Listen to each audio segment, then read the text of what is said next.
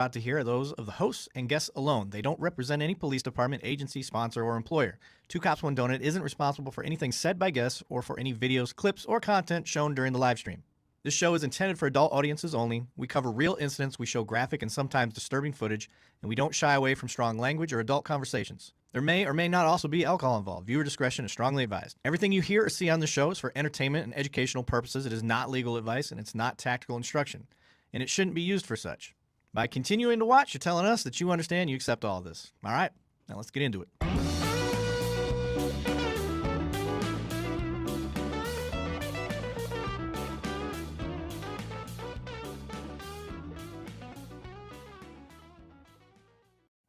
All right, welcome back. Let me get in frame here. Two Cops, One Donut. I'm your host, Derek Levine, by myself today. My wife is out of state. She's doing her nursing thing, and she's out at a conference, checking out Disney of all things. So I'm bored.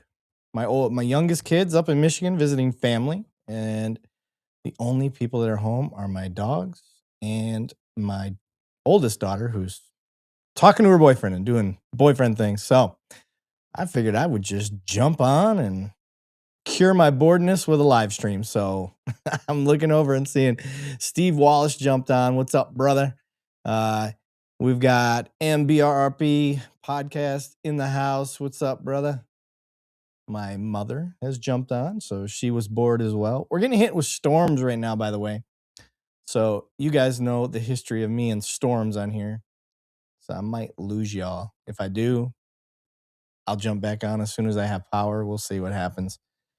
We found out in the neighborhood that I live in, because we only moved here like maybe going on 2 years in September. And for some reason, there's like 40 houses where I'm at that we all have the old power line system. So it seems like as soon as lightning even goes off in the distance, the power goes out. So it is what it is. So if we lose power, just be ready for that. I might get abruptly cut off the air. We'll see what happens. My mom said, I'm always bored. Well, get a hobby, woman. Harrison, he said, what the hell? The storms are hitting your area. They are hitting my area, but you know what? I got to be here for the people.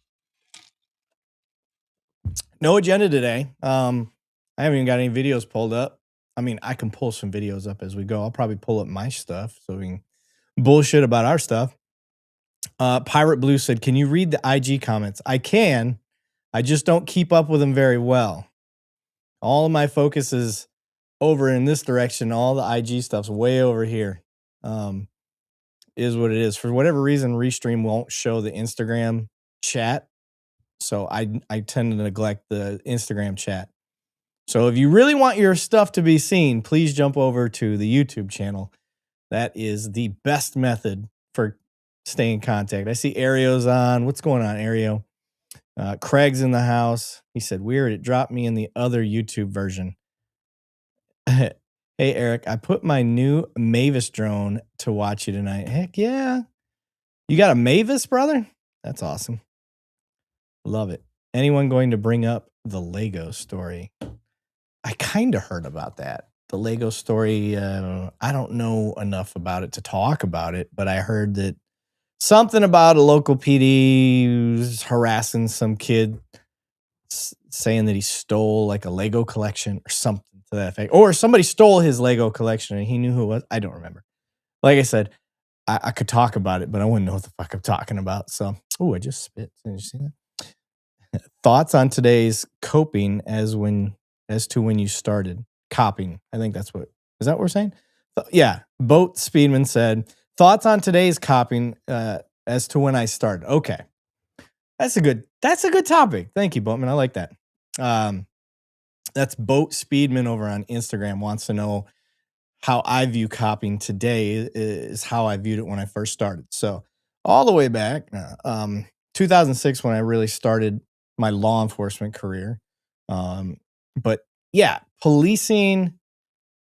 I got to police before body cams and a lot of that stuff. We still had VHS tapes inside of patrol cars and things of that nature for your dash camera system.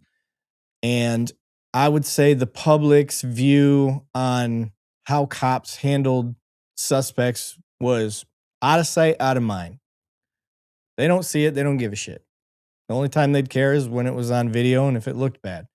Um, the culture of the community and what they expect from police is has just changed vastly.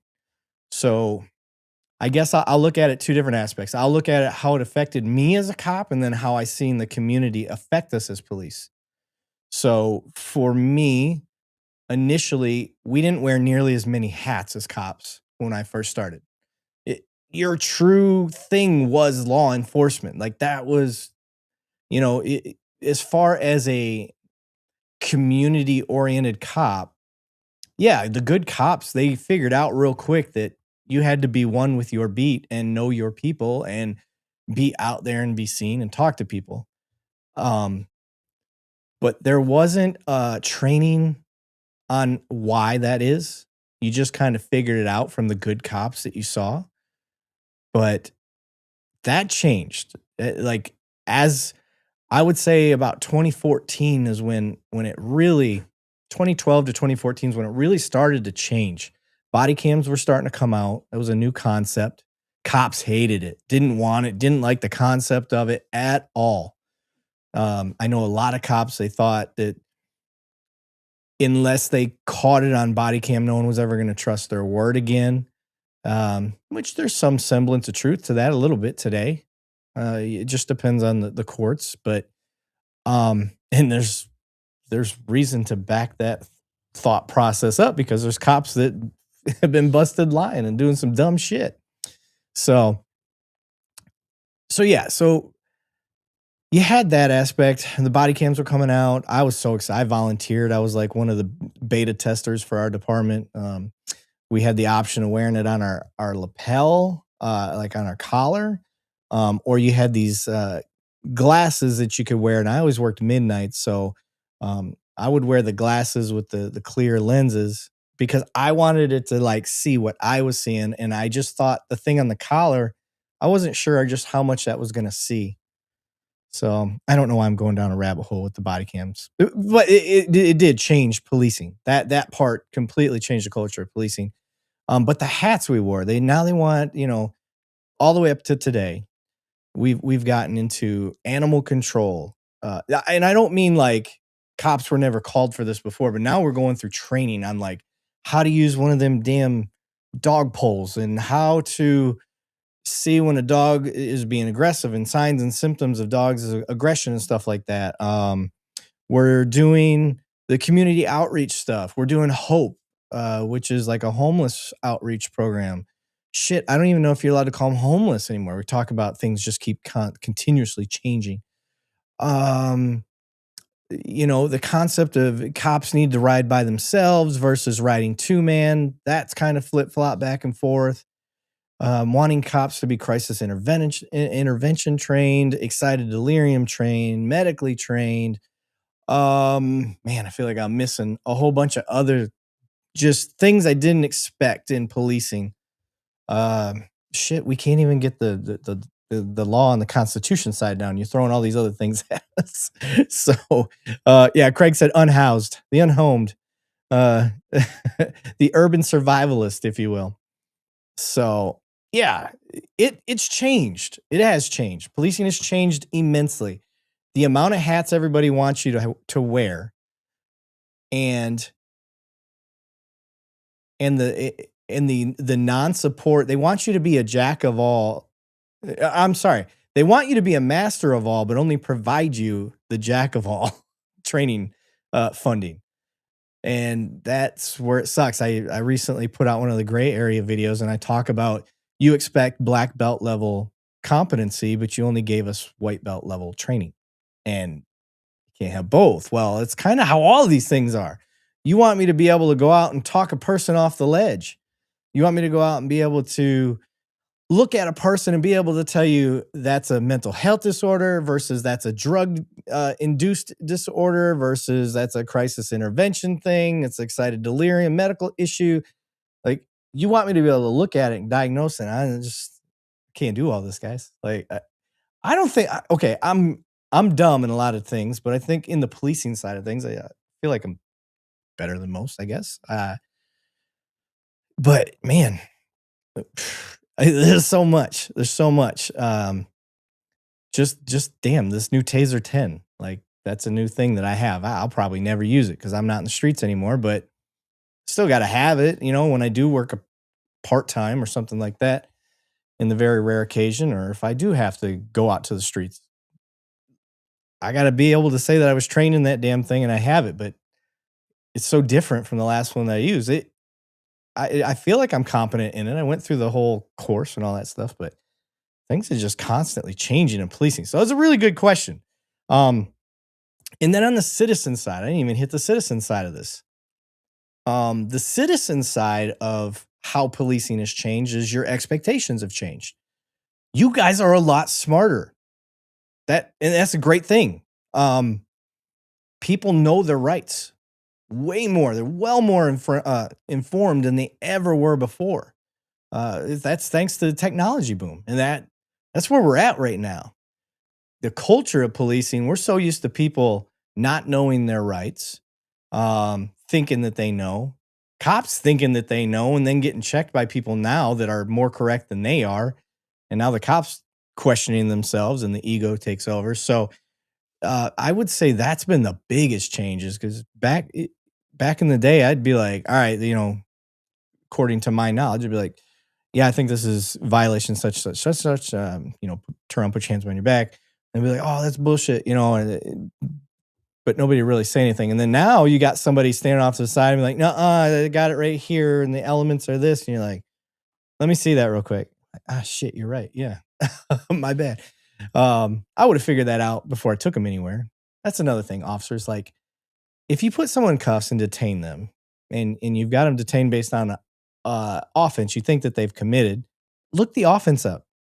I see too many times these days people are cuffing and stuffing and they're going down to the jail and then they don't even figure out they were wrong until the jail sergeant or the judge looks over their affidavit and they're like, you don't have PC here because you're missing this element. And like, it's the information age, guys. Just check your shit.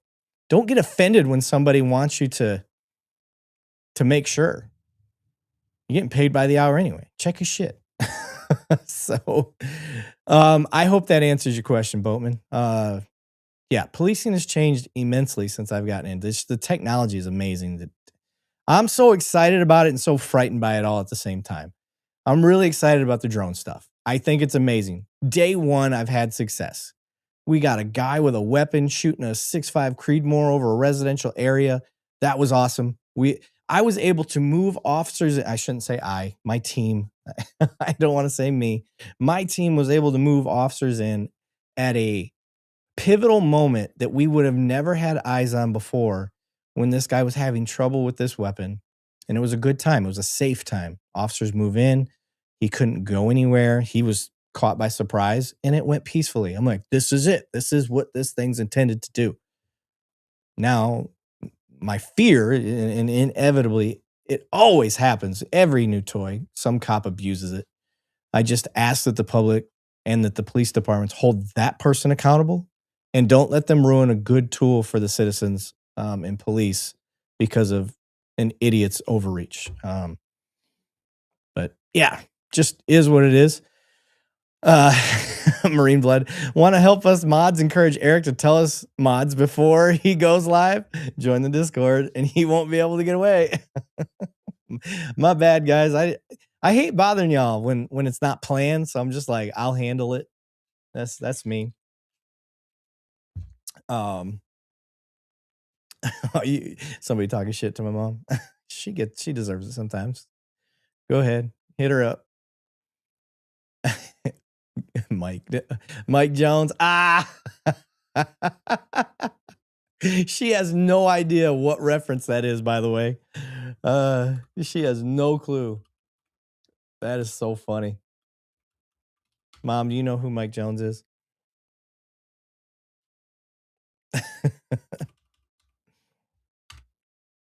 I'm looking at the comments. Sorry, guys. Yeah, if you're over there on Instagram, guys, Instagram Live doesn't do very well. If you're over on TikTok too, I think we're live on if you're over on TikTok or Instagram, I think I lost signal there for a second and it just jumped back on. Um, but yeah, I don't think my mom said no. I should know who Mike Jones is. Mom, if you don't know Mike Jones, you got to know his phone number. Oh, there it goes. Mom, you don't know Mike Jones. I think it's 281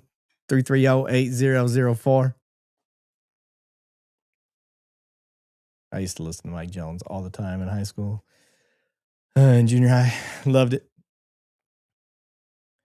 Marine Blood said, it's fine. We just like a heads up so we aren't broadsided. I didn't notice till I opened YouTube. I will say this about my mods. Every time I do this to them and I go live randomly, it's not very long before one of them at least jumps on. So you guys are always monitoring something, it seems like. Ryan said, Eric, is it true that donuts were once square, but they had to round the corners for officer safety? Shut up, Ryan. Don't be talking trash about us, bro. Tim's in the house finally. Tim said, boo. My mods are mad. Sorry, guys. I was bored. Just figured I'd jump on. But yeah, keep throwing those questions out there, guys. Let's chop it up tonight. Let's just bullshit. I'm drinking I think it's strawberry lemonade C4. It's a new one. I went up to the gas station and I'm so tired today. I don't know what the deal is. And I didn't want to fall asleep early and stay up super late. So I just decided to do this. Joe Swanson Tactical. Sorry, I wanted to read it right. It's tough to be an expert in all areas, but one should be proficient. Lead with curiosity. Yes. Yes. Put that on a t-shirt. That is true. That's it's a big frustration. It's one of the reasons why the latest episode of The Gray Area, I did it about use of force and in grappling.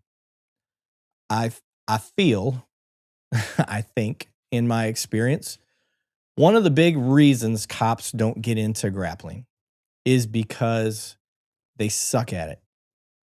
It's a self-evaluation that you can't get away from.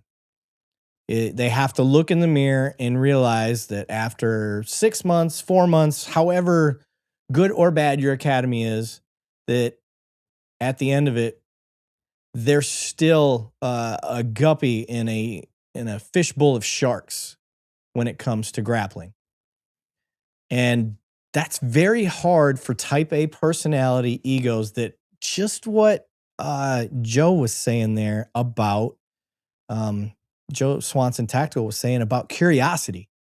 If you're a curious person, then you can overlook your ego and be like, all right, yeah, I suck at this, but if I keep going, like, look at how these guys owned me, you know, the people that you're rolling with and stuff like that, and taking up grappling, having that curiosity makes you better, man. It's just, that shit's deep. I like it.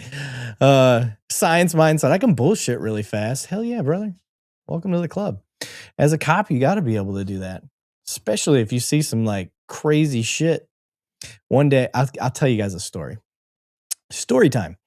If you guys remember that Vine, I had a car pulled over, and it was just a basic stop of this dude's front headlight and taillight were out, and all I was, excuse me, because you guys know I'm not a ticket person. I pull people over to let them know. Because how often do you check your own headlight and taillight? I don't. I never do. Usually it's somebody else going, hey, dude, your taillight's out or your headlight's out. I'm like, oh, shit. Because we're busy. Nobody looks at that stuff unless your car just happens to be parked in the right way when you hit the button or whatever and you see your headlights. So anyway, pull this guy over.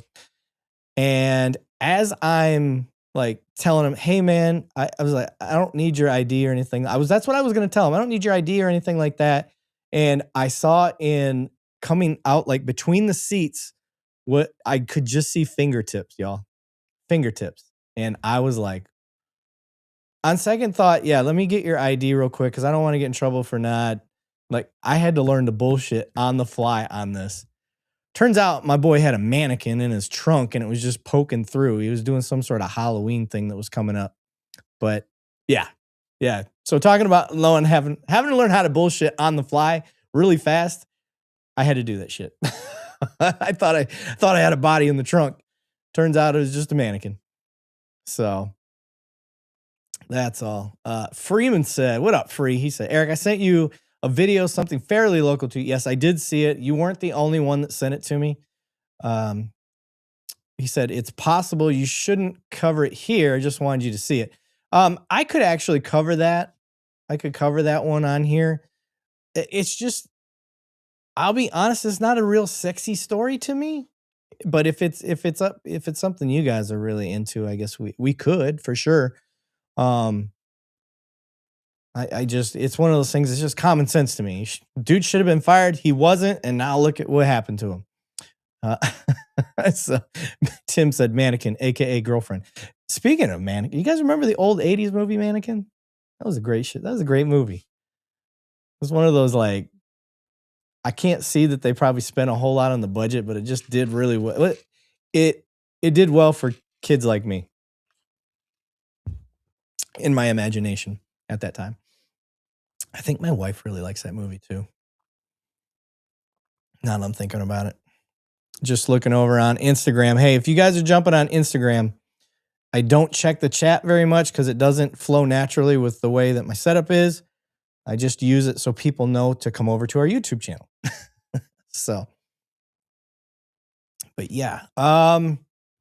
Status with the show. Let me just kind of give you guys an updated status for those that don't know, I did start a new monologue thing that I'm doing. I guess I could use some feedback from y'all.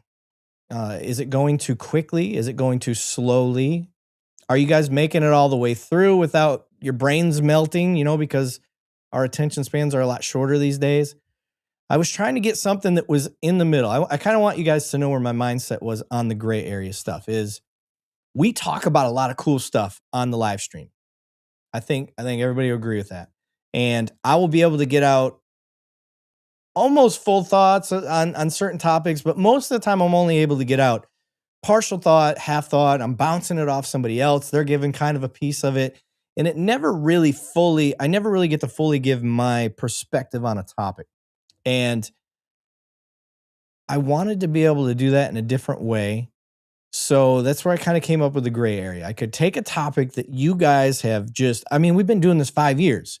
So I wanted to take a topic that you guys have been hitting me up on, and I wanted to be able to go down a rabbit hole with one topic that's been on my mind and just go at it and how I see it from the police side and the civilian side and kind of give how I feel about it in my opinion. Doesn't mean my opinion holds any water, but what I'm trying to get is that I'm hoping that I'm seeing the civilian side properly on a lot of this stuff. And if I'm not, if I'm way off, then you guys are going to be able to tell me. And then I'll be able to tweak and figure that out and try to improve that later on when we do, follow-up episodes on this and stuff. But I've got 10 episodes that I'm going to do. That's going to be the season. It's going to be I'm just going to do this one season, 10 episodes. The final episode will kind of be a culmination of all the episodes and what I think I've shared and learned. But I'm just curious if you guys are getting all the way through it. I'm trying to keep it between 8 and 12 minutes. I'm not trying to make it any longer than that. I don't want it to be any shorter, though, because then I'm not really divulging a full thought. So just curious what you guys think. Let me know if you guys are making it all the way through and all that stuff. Ryan said, Eric, just curious, do you have to pay for any of your equipment or weapons? You do have to buy your uniforms, right? Yeah, so you do get initially given your uniform. I don't have to pay for any of the other stuff. But as you know, they never give you enough stuff for the premium stuff that some of us want. So yeah, I buy like my own mic and earpiece. Although they give you a lapel mic, it's not enough for me. Almost everybody's wearing earpieces, and as they should be. Listen, officers, look at me. I'm the captain now. Wear earpieces in the field. If you're a patrol officer, wear earpiece. And if you're in patrol and you're still just using a handheld, shame on you. Do better. Holy shit. Sorry. I had to get intimate with the camera real quick. Free said, Eric, what I'm seeing is that people are loving the new format. I would say just be you. Honest, thoughtful, experienced. I appreciate it. Yeah, I'm trying. Full disclosure, I am using AI to keep me on track because y'all know how my brain goes. The ADHD, I go all over the place. So what I did was I wrote out my script, I typed it all out, and it just reorganized it for me. So it I flow better. So if you guys are like, damn, Eric's really flowing. Well, yeah, AI got me on track. So it's a great tool. You just don't let it speak for you because it's an idiot. It doesn't understand. Every once in a while it tries to change some of my stuff, and I'm like, no. We're gonna use my words, not yours. It's very cool. Has anybody seen Thin Blue Line Audits? That does sound familiar, country girl. I think he's talked in the chat before, or maybe I'm thinking of Blue Line Audits or Blue Line something or other. I don't know. Oh, other really good news that my mods know, and Mr. Billfold knows. I talked to, oh man, you guys are going to love this. I'm going to kind of slow play this for a second. We're going to have a really cool guest on the show. We just got to get the date worked out. I'll tell you, he's out of Tennessee. See if you guys can guess in the chat. He's out of Tennessee, so that's a really big clue. He's very popular amongst people that you may know, like the civil rights attorney or civil rights, whatever he's called. I can't remember his damn name. Let me see who else. Who's another good person to compare him to? Audit the Audit, maybe. I'm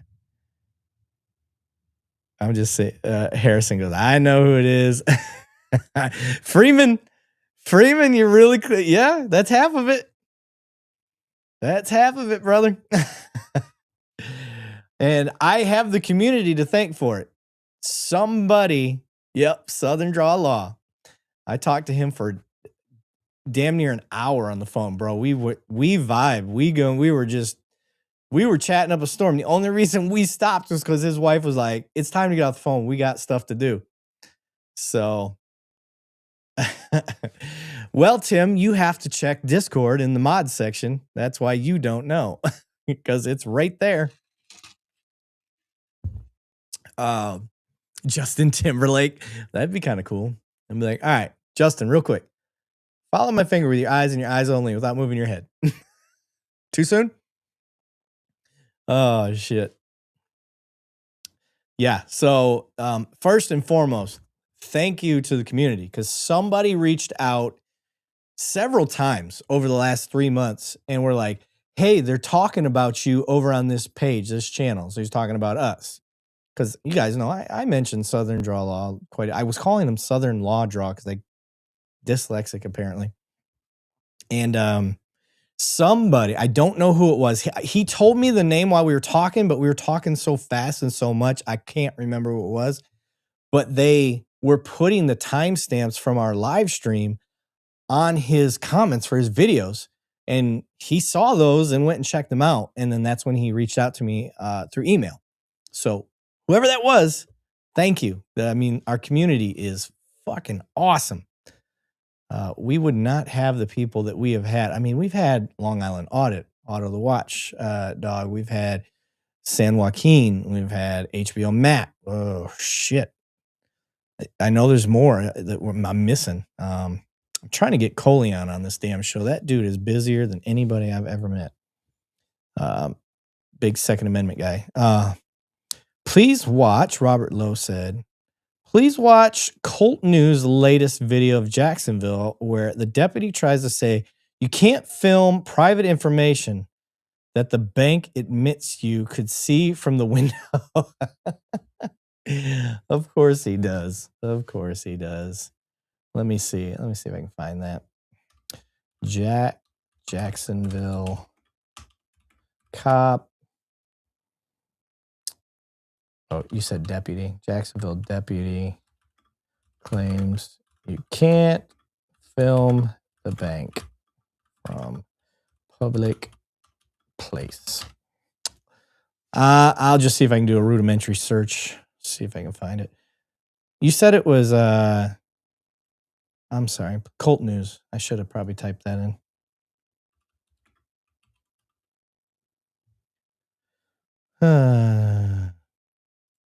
One day ago. All right. Shout out to Colt News. I haven't seen this, but when the people request, what else can you do? Oh, man. Let me pull this up for y'all. Share screen. Share screen. Share screen. There we go.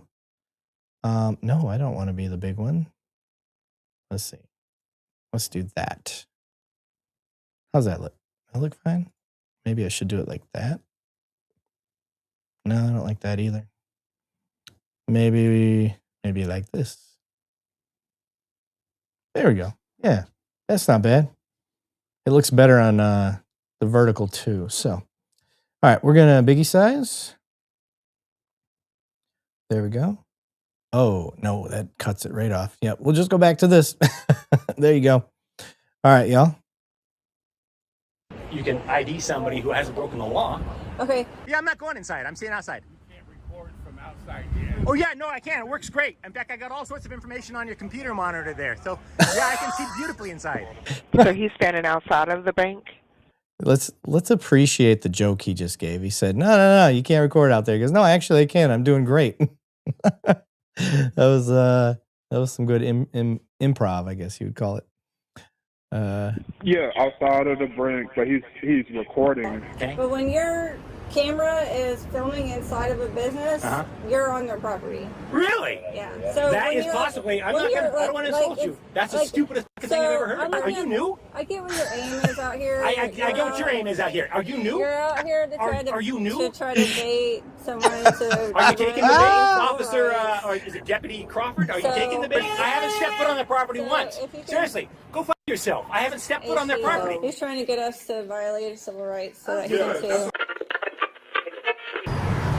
Hey everybody, KULT News back again with another video. Today. All right. I'm gonna fast forward. This is long as shit. I don't want to watch the whole thing. Oh, thunder's rolling. I don't know if you guys can hear it in here. It was really loud at my point. Sir.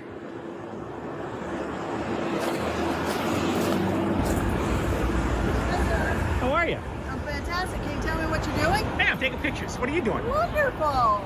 This lady right here would like to speak with you. Hi, sir. How are you? Hi, how are you doing today? No complaints, and yourself? I'm doing pretty good. So the bank called with a concern because the person inside the window at their desk had their computer up and it had a bank customer's That is personal- very concerning, actually. I walked past the down the sidewalk here. I noticed that they've got computer monitors facing the sidewalk, like 3 feet from the windows. They said you were filming through the window. Smart.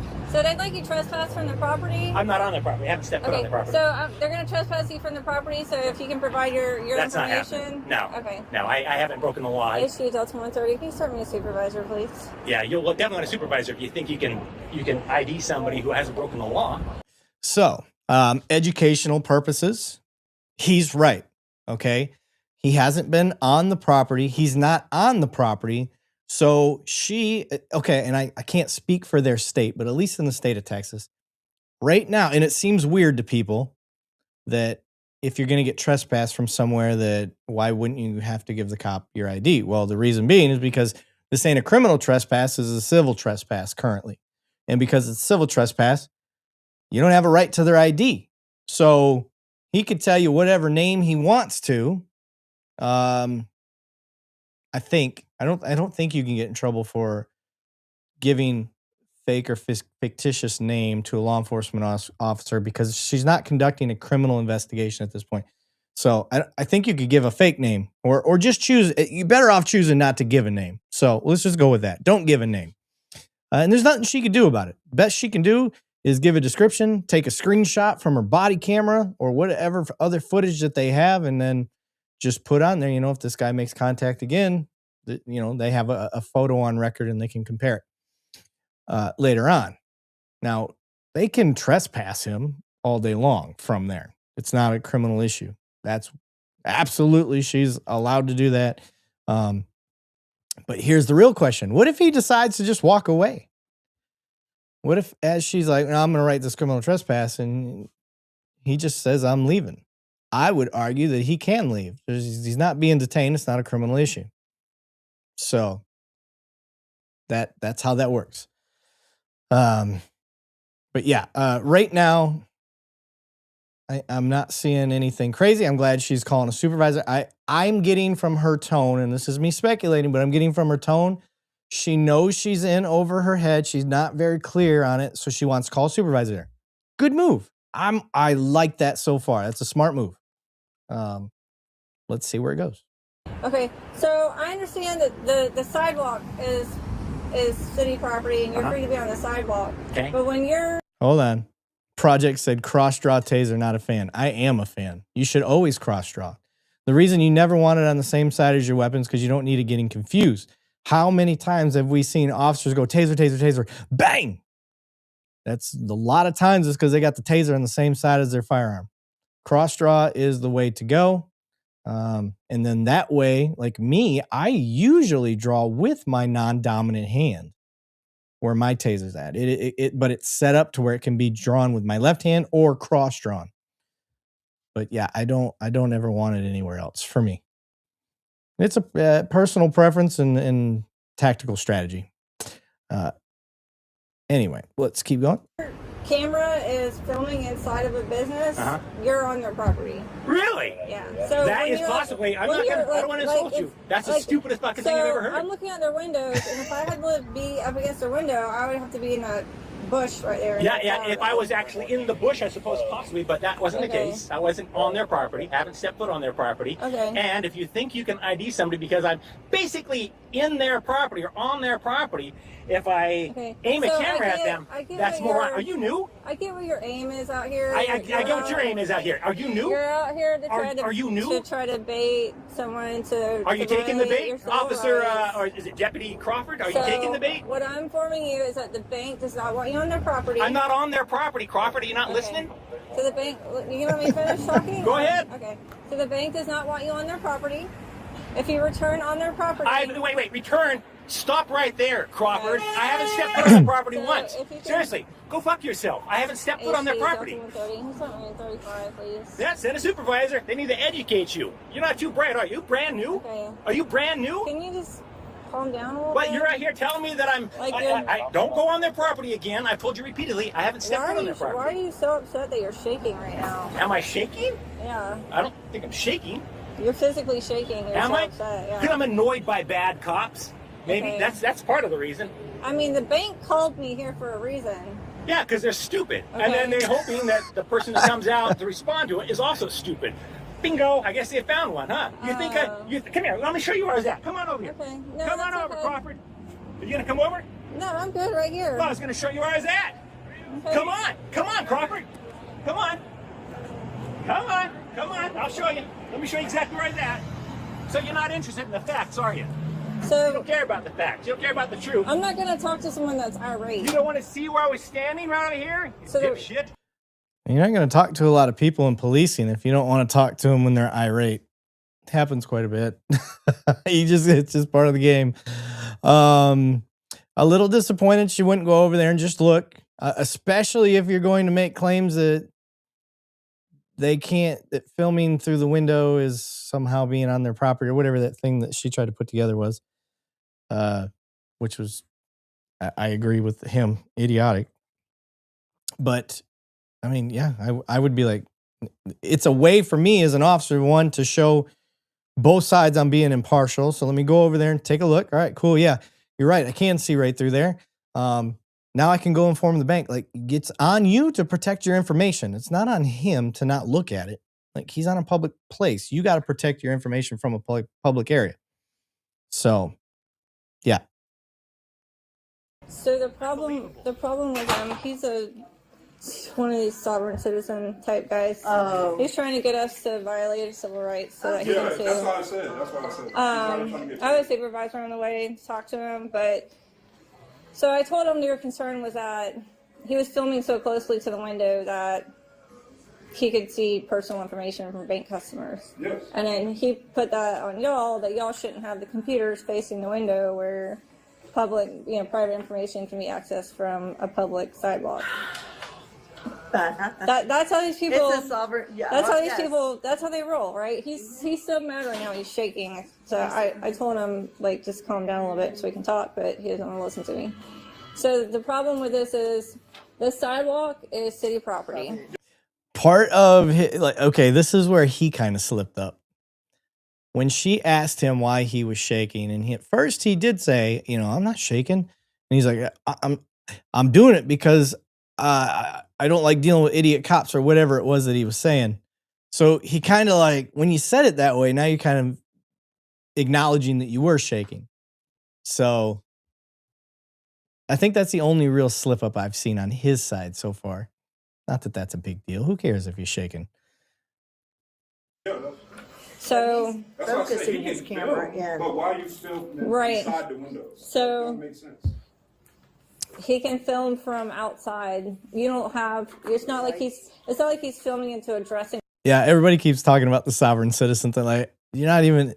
It's a First Amendment auditor at worst, I guess. It's a First Amendment guy. Like, that's has nothing to do with being this. Is as far from a sovereign citizen side as I could think of. You guys know how the sovereign citizen nut jobs are. And yeah, I'm going to keep calling them nut jobs for as long as I can. And hope that they try to come into our community. They drive me up the wall. All they are is hustlers trying to get money out of y'all. That's really what they're trying to do. Anyway. Room or a locker room or somewhere where you have an expectation of privacy, right? Or a bathroom. This is a public bank. You have windows that are open and some have shades, some don't have shades. So what I would suggest. No, Harrison, we don't label people that hold to their rights. It's when they make up rights. That's when I call them sovereign citizens. When you make up theoretical law bullshit that's not true. And I hate to break it to every single person in this comment section, but I've got more courtroom experience watching these suckers get just knocked down judge after judge after judge and failed appeal after failed appeal to where it goes nowhere. That's who I'm talking about. It's not people that stand up for their rights. We know when you're standing up for your rights. That's totally different. But when you try to pull some shit that you've got your own fake license plate that says that you're sovereign or that you're a national or whatever the other crazy shit that they do, and then you try to hand me a packet and tell me that you're not going to talk to me till I sign this packet and all these other delay tactics and dumb shit they do. No, that is not who we're talking about. We're not calling sovereign citizens. Well, I'm not calling those people sovereign, these type of people sovereign citizens stand up for their rights. And I don't think a lot of cops are. Now, this one, obviously, she seems fairly new. I don't know how long she's been a cop at all. Doesn't seem very long. Is that if you have an area where you're using a computer that's near a window, to close the shade. Okay. If he comes in the bank, has he come inside the bank? No. Okay, so if he comes inside the bank, that's a whole different issue. Mm-hmm. If he's harassing people as they come in and out of the business, and he's interfering with your business productivity because he's harassing your customers, that's another issue. But right now, he's found a building that's close to a city sidewalk, so he's skirting the line of what he knows he can skirt. Yeah. I thought he came in the bank. No. That's why I was saying. Every single time we go to a window and close it, and he's at the windows, focusing his scope to get closer From the into- sidewalk. From the sidewalk. So At least they're not Has it lying. been on this sidewalk? I'll give them credit. A lot of these, I have had many people. They will push the envelope either just outright lying, especially on a trespass, and be like, because I'll always ask, "Did you ask the person to leave?" Yeah, we told them to leave a bunch of times, and then come to find out they never tried to tell them to leave once. So, and that makes a difference. We only at this up to there because So not on this sidewalk where the cars are parked. yeah. But just the manner in which, and I get it because they sovereign sentences, that whole thing is like, bless your hearts having to deal with it. Yeah. Seen and heard too much from it. They try to, yeah, so basically people pay them to like try to get police hemmed up on violating somebody's rights. They try to get you worked up and they call you names and they do all that childish stuff. But I knew right away before I even got here that it was probably going to be that one based on the description of the call. Because that's what they try to do. And currently, it's like, how do you have a legal right to zoom into? Because at this point, you're violating my rights. I've not agreed to be on your camera or be photographed. Right. Well, you're in public though. There's no reasonable expectation of privacy in public. Like I said, you're not in a locker room. You're not in a doctor's office or a hospital. You're not in a bathroom. See, this is the part where I can tell that it's a training issue on some of this, because she's getting some of it right on how she understands. I can see the wheels turning and putting the pieces together, and she's getting a little better on the explaining as she goes. But she was really bad at it at the beginning, obviously. So the training's in there somewhere. It's just not very good. You're not in a changing area. He hasn't practiced it for sure. So someone can even go to a pool and film people at the pool because it's a public place. And a lot of times HOA communities that have like a community pool will get residents will get mad because they're like, hey, my kids are out here. Yes.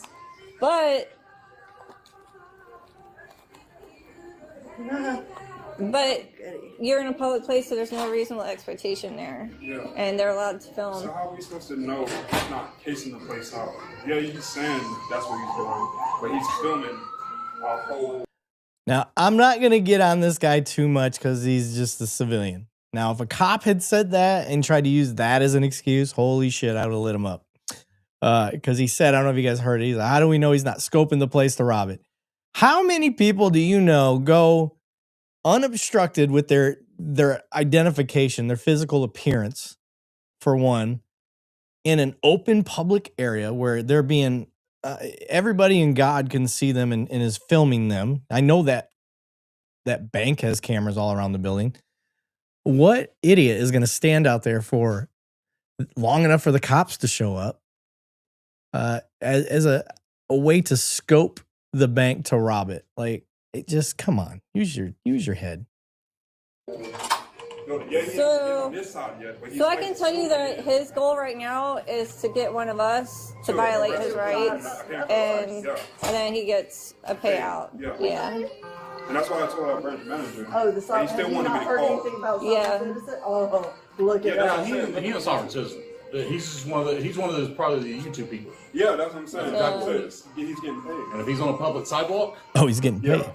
Now he's Yeah. illegal. That's what I told him. I said, now if you're in the bushes, get to their window, we have a problem with that, right? Because now, like, you're on their property. If you're standing in their If he's on your hedge, property, it's a different story. But But- if he's on a public sidewalk, he hasn't. So if he's over He hasn't here, come that's in. different? that's y'all's property, right? Yes. Correct.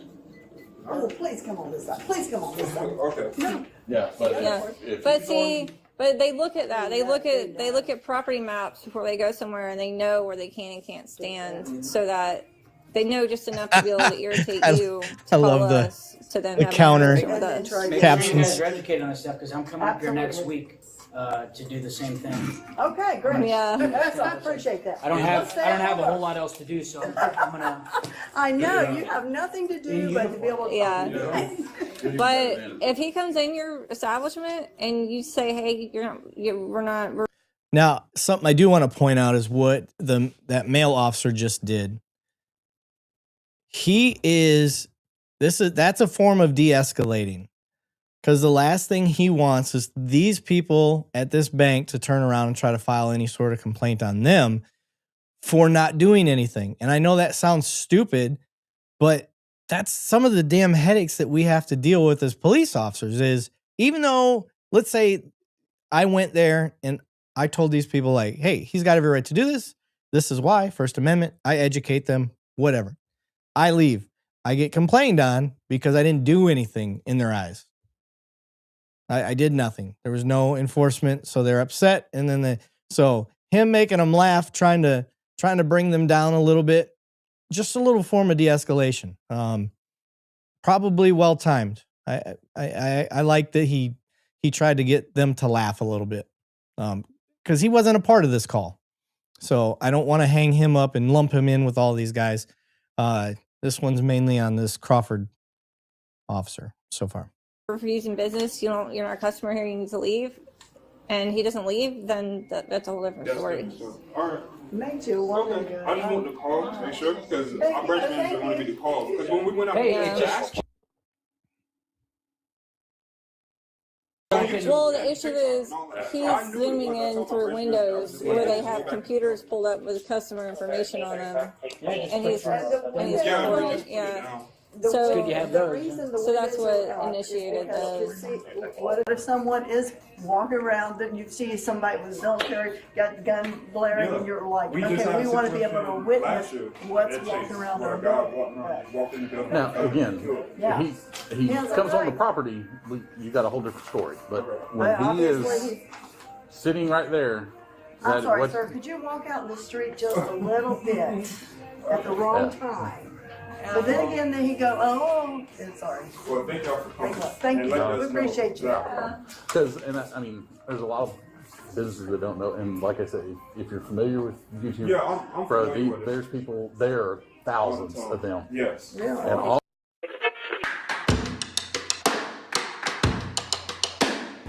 Finally, a voice of reason, I hope. You guys can educate Deputy Crawford, who thinks it's against, she's right inside here. She's not too bright. She thinks it's against the law for me to be out here taking pictures on a public sidewalk.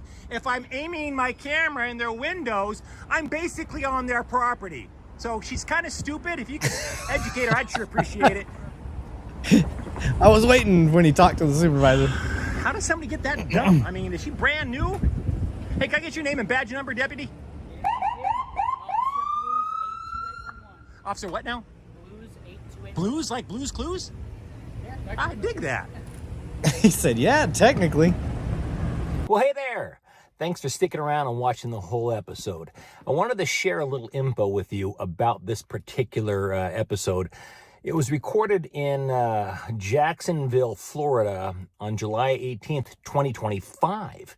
And this is, other than a little sneak peek of that idiot cop, Officer Crawford, that we did back in December, this is the first time we've ever posted this video. And the reason for that is because we waited until literally yesterday, June 3rd, until we actually got the body cam footage from Officer Crawford and the other officer that was there. There were 3 cops present.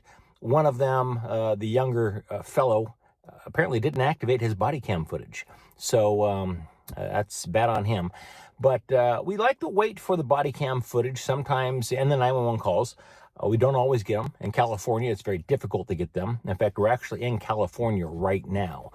I just wanted to let you guys know that we wait as long as we need to get body cam footage and 911 calls. And that means sometimes you don't see an episode until it's been a freaking year since it was recorded. Usually it's a bit faster than that, but Jacksonville actually, they set a new record for us as far as waiting the longest amount of time before we actually received that body cam footage. So Jacksonville Police Department, you guys are grossly incompetent. Also, did you notice that Officer Crawford, lying through her freaking teeth, first she makes the assumption that I'm some sort of a sovereign citizen. I've never identified as a sovereign citizen. I do not believe I am a sovereign citizen, but boy, she was bound and determined to make me a sovereign citizen. She also clearly lied quite a bit to the other officers, claiming, oh, that's what I told him. No, she came out and told me that recording that bank in public, I was basically inside the bank. I'm basically trespassing. So, Officer Crawford, if you're watching this, you are a moron. Learn our rights. Now, once in a blue moon, we don't have any really good bonus footage for an area that we're in because we're there for such a short period of time. Jacksonville, Florida was like that. We were there for 1 day only. All right, I'm gonna cut him off there. He goes on a rant for quite a while looking at the stuff, but yeah, good video. He was in the right. She was very inexperienced. You could tell. I think, I'll give her credit on she did want to get a supervisor there. I just think she talked out of her ass and she got caught doing it. I mean, who hasn't tried to fake it till they make it? Some of us do that too much. I use it sparingly because the last thing you want to do is try to fake it till you make it and you get caught faking it. I think that's exactly what happened there. She tried to pull some bullshit and she tried to pull bullshit on the wrong guy. Who knows? And he got her. He got her pretty good. So, Marine Blood said, but he is a sovereign citizen because Officer Crawford said so. Yeah, I know, right? So, I think that maybe, I don't know. I'm just speculating. I won't even say it. Yeah. So, okay. All right. What else we got? What other questions do we have? What other topics? Talked about the gray area stuff, getting through it. What else? I've got, now this video doesn't have I just put it up today. It was just supposed to make y'all laugh. But when I watched it, somebody sent it to me and I'm serious. Like, you know how sometimes you get a spit take, like you just take a drink of something and all of a sudden something catches you off guard. That's what happened with me on this video when this was sent to me. So that's not a nice question to ask in chat. What do we ask? I don't know. What are we talking about? The hell is she talking? I didn't ask anything in chat. I don't know what my mom's talking about there. Anyway. No, I don't want to dive into the Legos thing. It's too big. I know it's a big story and I want that to have its own. If we get into that, I want that to be the whole point, the whole episode. Cause that's a big one. I know that's a big one. It's just like the Carmelo thing. That's another big one. I don't want to go way down into that one. Ryan said, any chance you would invite defense or prosecution lawyers on the show? I've actually had both. Yeah, I have no problem doing either. Actually, Von Kleem technically is a defense attorney and has been a prosecutor. So I had him on quite a bit, but fake it till you make it. But I have also had some actual prosecutors on and like, that's what they do. And it wasn't their fault. They were overly cautious about what they said. And that was on a pre-recorded video. That wasn't even doing it live. So I just didn't have a good first impression or interaction with some prosecutors, like active prosecutors, because I feel like they're so limited. They won't say anything. So I'm not opposed to it. I got to find the right ones. And I'll be honest. I haven't dug into it too hard. That's all. That's all that is. But yeah, I want to show. Oh shit. Hold on a second. There we go. Let me go back. Let me share the screen.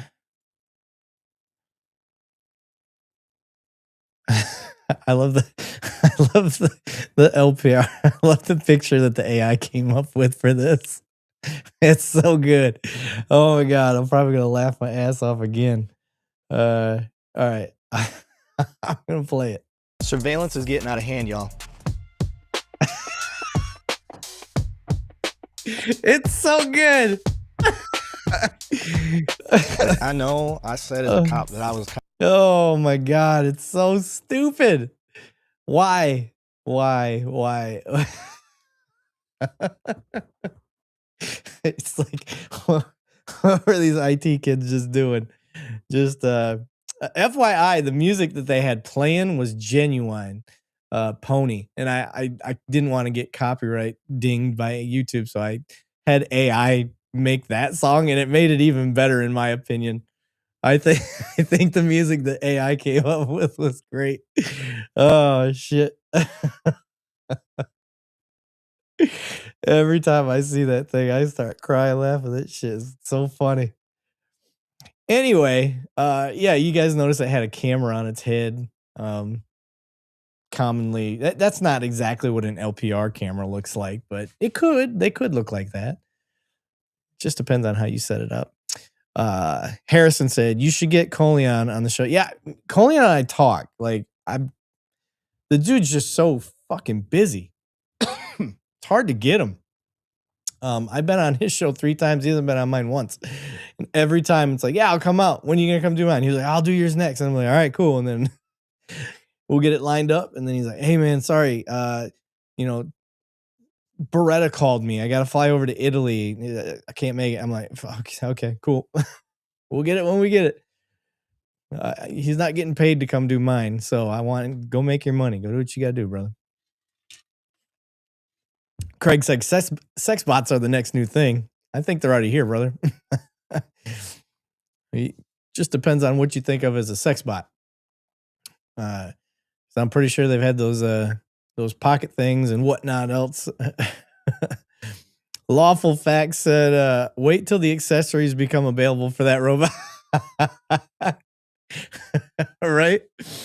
Oh, too funny. I knew that would get you guys going. That shit. Oh my God. I mean it. When I seen that, I was caught off guard so bad. I mean, I couldn't breathe, y'all. I could not breathe. I don't get in those laughing fits too often. Almost every time I do, it's with my wife. We're usually in bed. Something stupid happens and we just lose our shit. The whole breathless laughing. And that is what that one did to me. I immediately messaged. You know what? I'm gonna give him credit. I can find out who. I think I can find out who it was in my messages. I don't think it was that old. But holy shit, was it good? Wasn't him. I'm going through. Guys, if you knew, I mean, let me look. I got one. Like, this is seriously, I don't know if you guys can see this. This is one person. These are the video. I mean, I'm getting videos sent to me. This is the next person in line.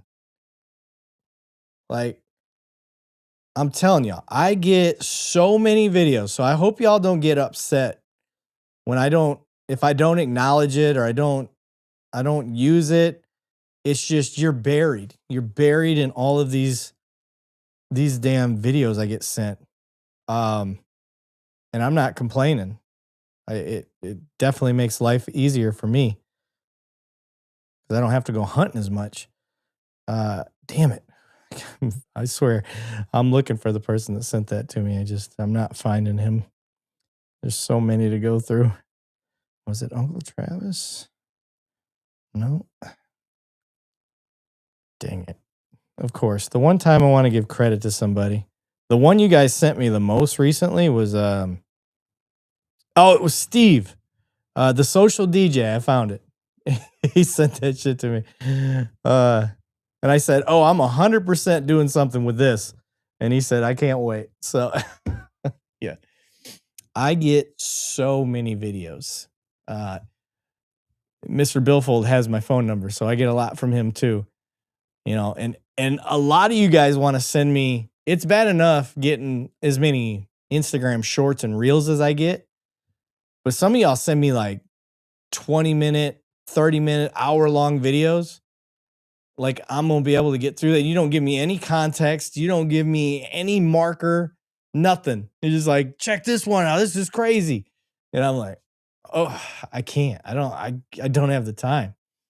The longer videos, this is less likely I'm going to be able to check it out unless you can give me points. Let me know what the hell this video is about, what I need to know about it. Like, help me help y'all.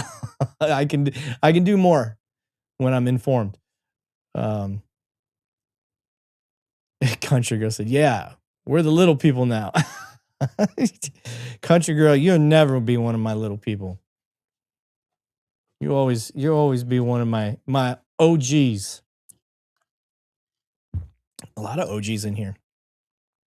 Let's see, just in the chat tonight for OGs, we got Harrison, we got Country Girl, Freeman, Ryan, Andy, let's see, Jerry, Tim, who's I know I saw Steve in the chat.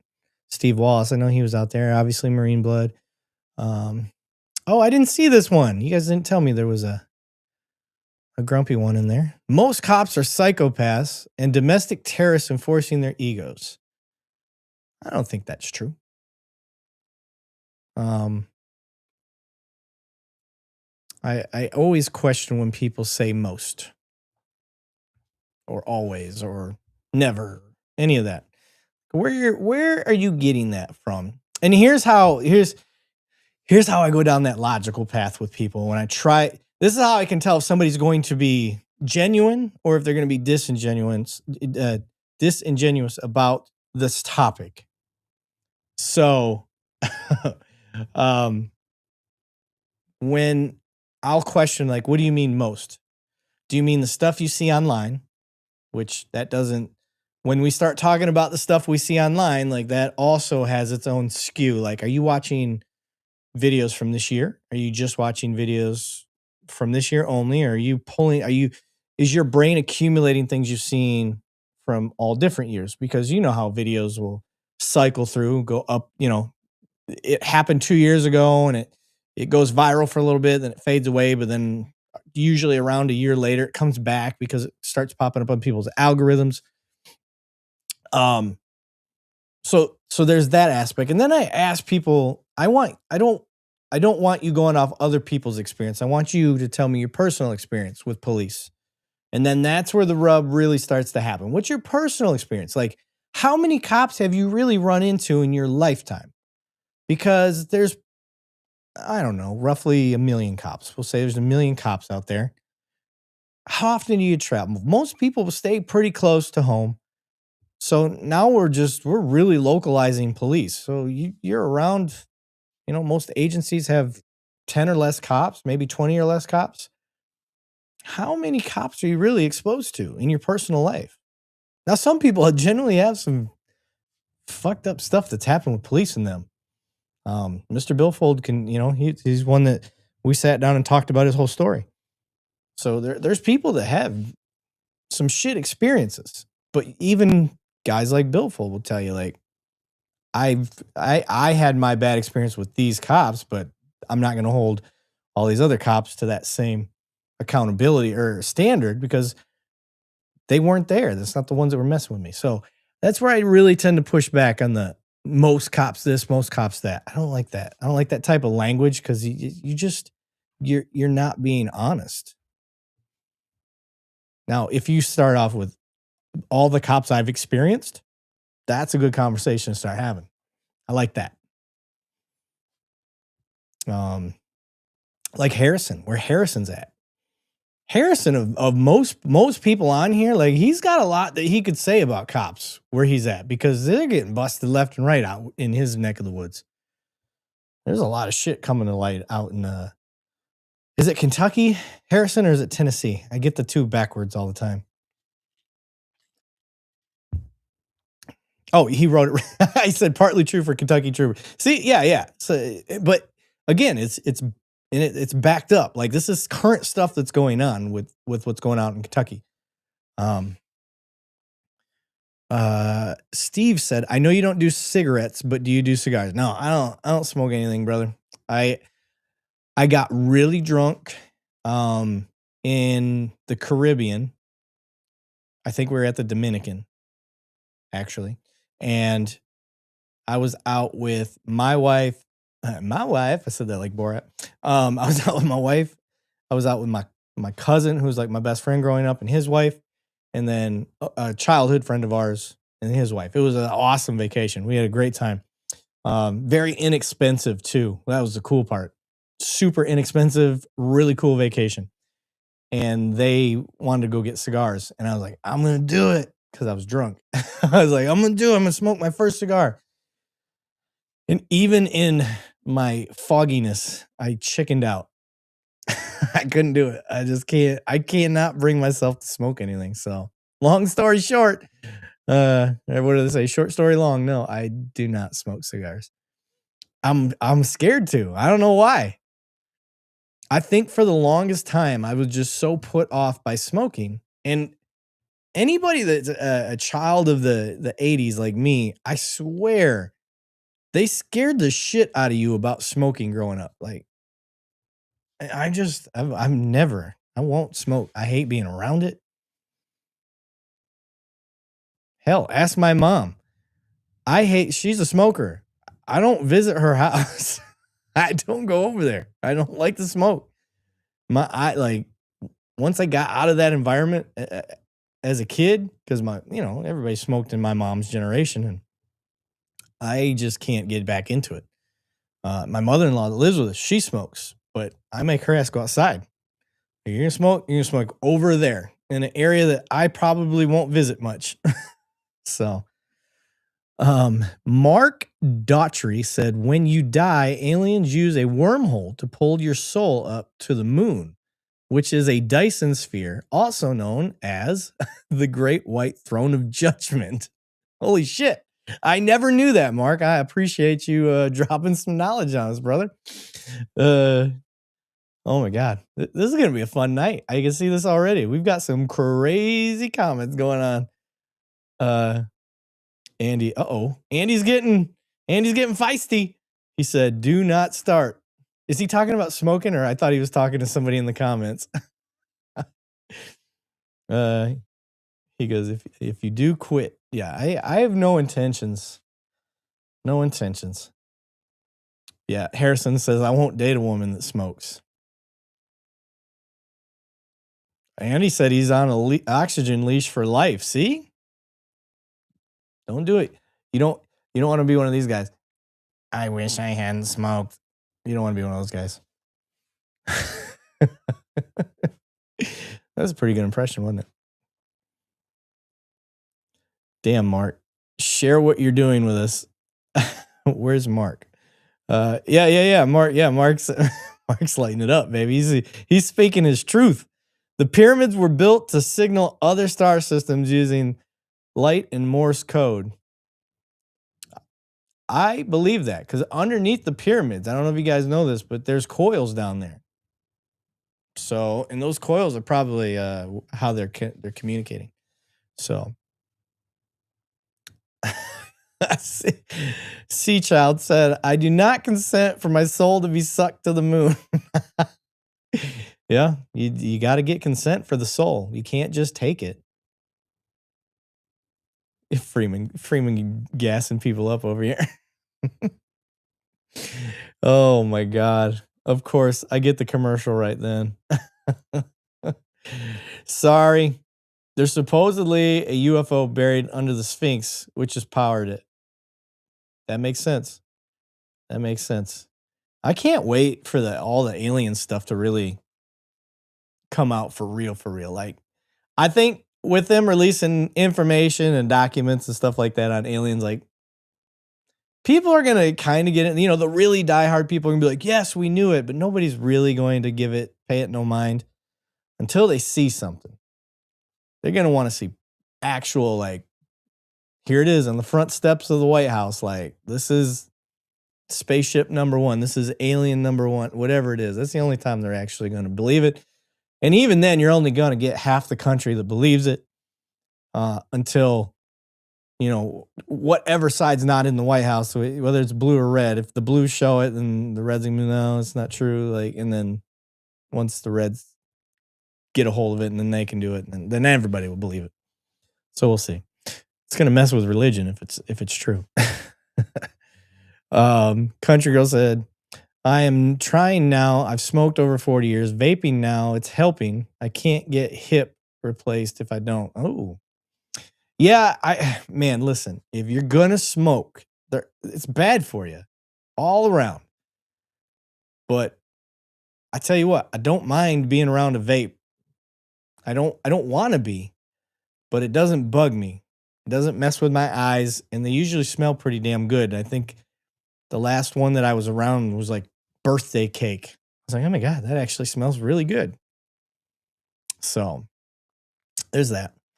Are we going to build a sky wall to keep those space aliens out? Stupid. That was a good one, though. I'll give you credit. That was a good one. Too funny. Shit. See, we're not even talking cop stuff. We're just talking bullshit tonight. This is what I wanted. Keep me entertained, y'all. Marine said, nah, the pyramids are wireless charging stations from an ancient advanced civilization. Then the Great Reset happened. And fair enough. When my oxygen tube blew up in my face, it convinced me. Oh, shit. I bet that hurt. Holy hell. You got to be careful around oxygen tanks, man. Those things are explosive. There's a reason why they don't let you smoke in the hospital rooms. Let me see what videos I got. Let's see here. Oh, we'll pull up the muddy fight. I'm going to pull it up again tomorrow. So for my diehards on here, and I apologize. This is something I plan to watch for tomorrow, but it's a good one. All right. Share screen. There we go. AI made my face look ridiculous, but I'm not picky, so I didn't give a shit. Gets in a fight at a muddy concert?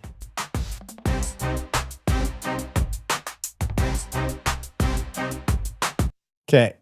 Some things that I noticed right away is this guy, he is looking past the cop. Whoever it is that he wants to go get to, he's still trying to look at him. And this officer, and this is, again, I'll admit I am speculating, but I'm speculating based on a lot of interactions like this, exactly this. But what I see the officer doing is he's positioning himself for underhooks. He is trying to de-escalate, and he's trying to break this guy's concentration and get him to focus on him. And you can see, this is a big dude, and he is leaning into the cop. There's no ifs, ands, or buts about it. He is leaning into the cop. So he's trying to get back over to that guy. And the cop's doing a great job of not letting his emotions take over. Because he has every right to dump this guy on the ground right now. And he's not doing it. Really good video, so. Okay, we're de-escalating. He's still, this is another thing that I really noticed about this cop. He's talking with sincerity, at least it appears he is, talking with sincerity. But this dude is ready for violence. And that is the rub. This is the rub right now. I like this. This is how I am. I know I'm not as big as that guy. I'm not as big as that officer. But when I tell you guys that I'm a talker, I like to talk to people, I'm a communicator. But when I have to be serious, which is very rare, but when I have to be serious, I'm serious like this guy is. I'm trying to break your thought process on whatever you were hyper focused on and trying to bring you out of that lizard brain back into your front prefrontal cortex to think logically and reasonably again. But I am ready. I'm not saying I'm hoping you give me a reason. That's not what I mean. But I am waiting for the reason to put you on the ground. Because you have to be. You've got to be able to flip that switch. And That's what's going on right here. I feel like this officer is ready. He's still positioned for those underhooks. But if this guy were to make the wrong damn move, he's going to get put on the ground, which is fair.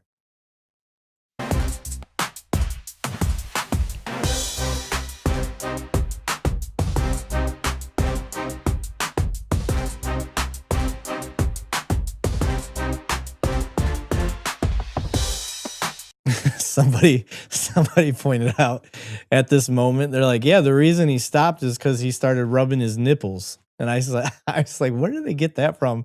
And I went back and watched and realized like kind of where this officer's hands positions are. I was like, yeah, maybe you're right. Maybe that's what he was doing. But yeah, looks like it's calming down now. He stopped leaning into the officer. You can see he's actually looking at the officer. And I guarantee alcohol is involved in this. We've all been there.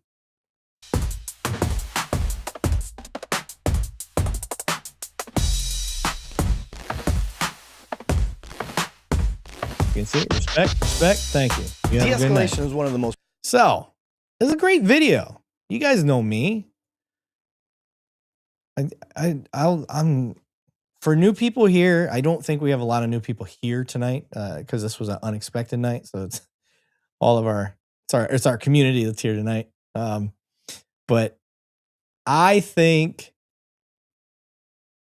showing too much of the negative officer incidences, like, it skews people, and it weighs on me too, you guys. Like you saw how many videos I just scrolled through, and that was on one platform. That was just Instagram that I was showing you. You haven't considered Clapper, LinkedIn, TikTok, Facebook, Discord. Oh, what else am I missing? I feel like I'm missing another one. X. I don't get a lot on X. I don't really have a big following on there at all. Rumble. Not that I have a big one on Rumble either, but I get videos sent to me from all these platforms. And then personal text messages and stuff too. So I see it, and a lot of people want to show me the bad cop stuff, which is fine. You guys know me. I don't have a problem calling out the bad cop stuff, but we need the good cops out there, or the future good cops, to see good cop examples. This was a good cop example.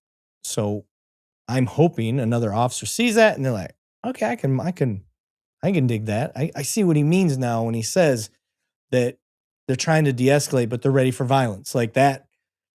That's a mindset that I'm hoping I can get across to people without it coming across wrong, because I don't want it to come across like I'm hoping for violence. I'm not. That's not what I never want to get in a fight. They're scary. I'm getting older. That's another thing. So yeah, I see it. Uh-oh. One more bad is in the house. I know what he's trying to do. He's trying to get me to say his name on the show. I'm not doing it. But he said, respect my gangster. Yeah, that's right.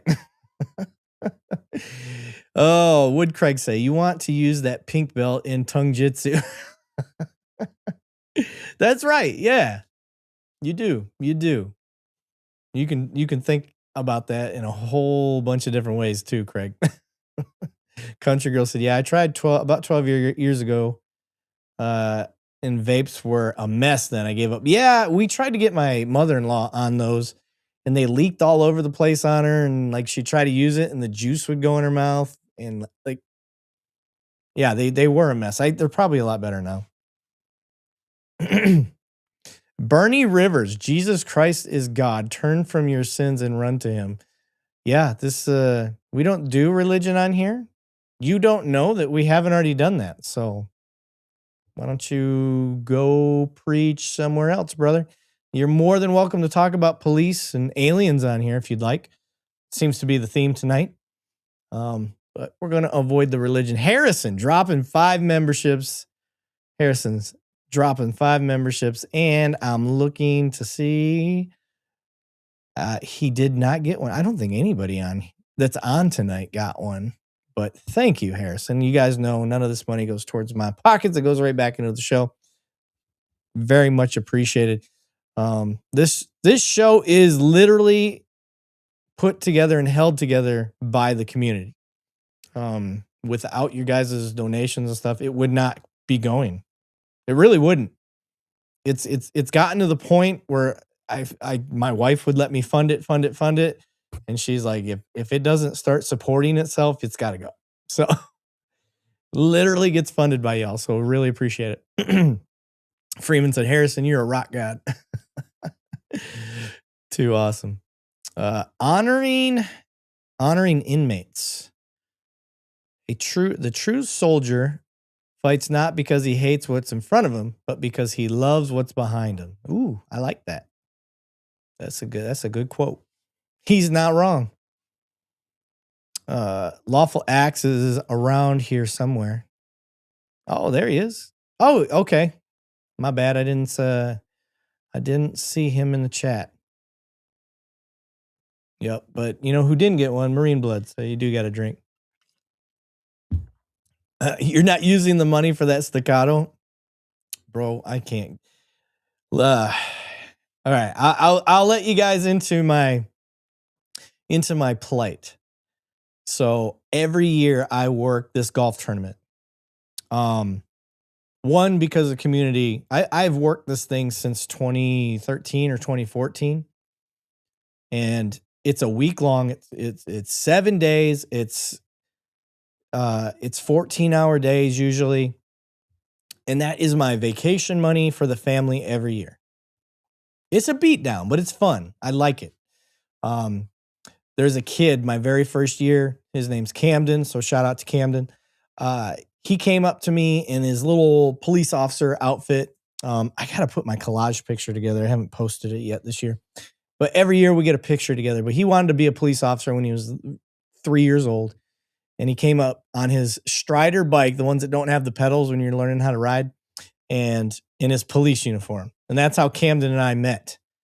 And every year we get a picture together. Now the damn kid's like almost as tall as me. He's a lefty baseball player. I grew up playing baseball. So we always end up playing catch at my post. I'm back in the neighborhood. My post isn't like crazy busy, but you still need to have an officer there type post.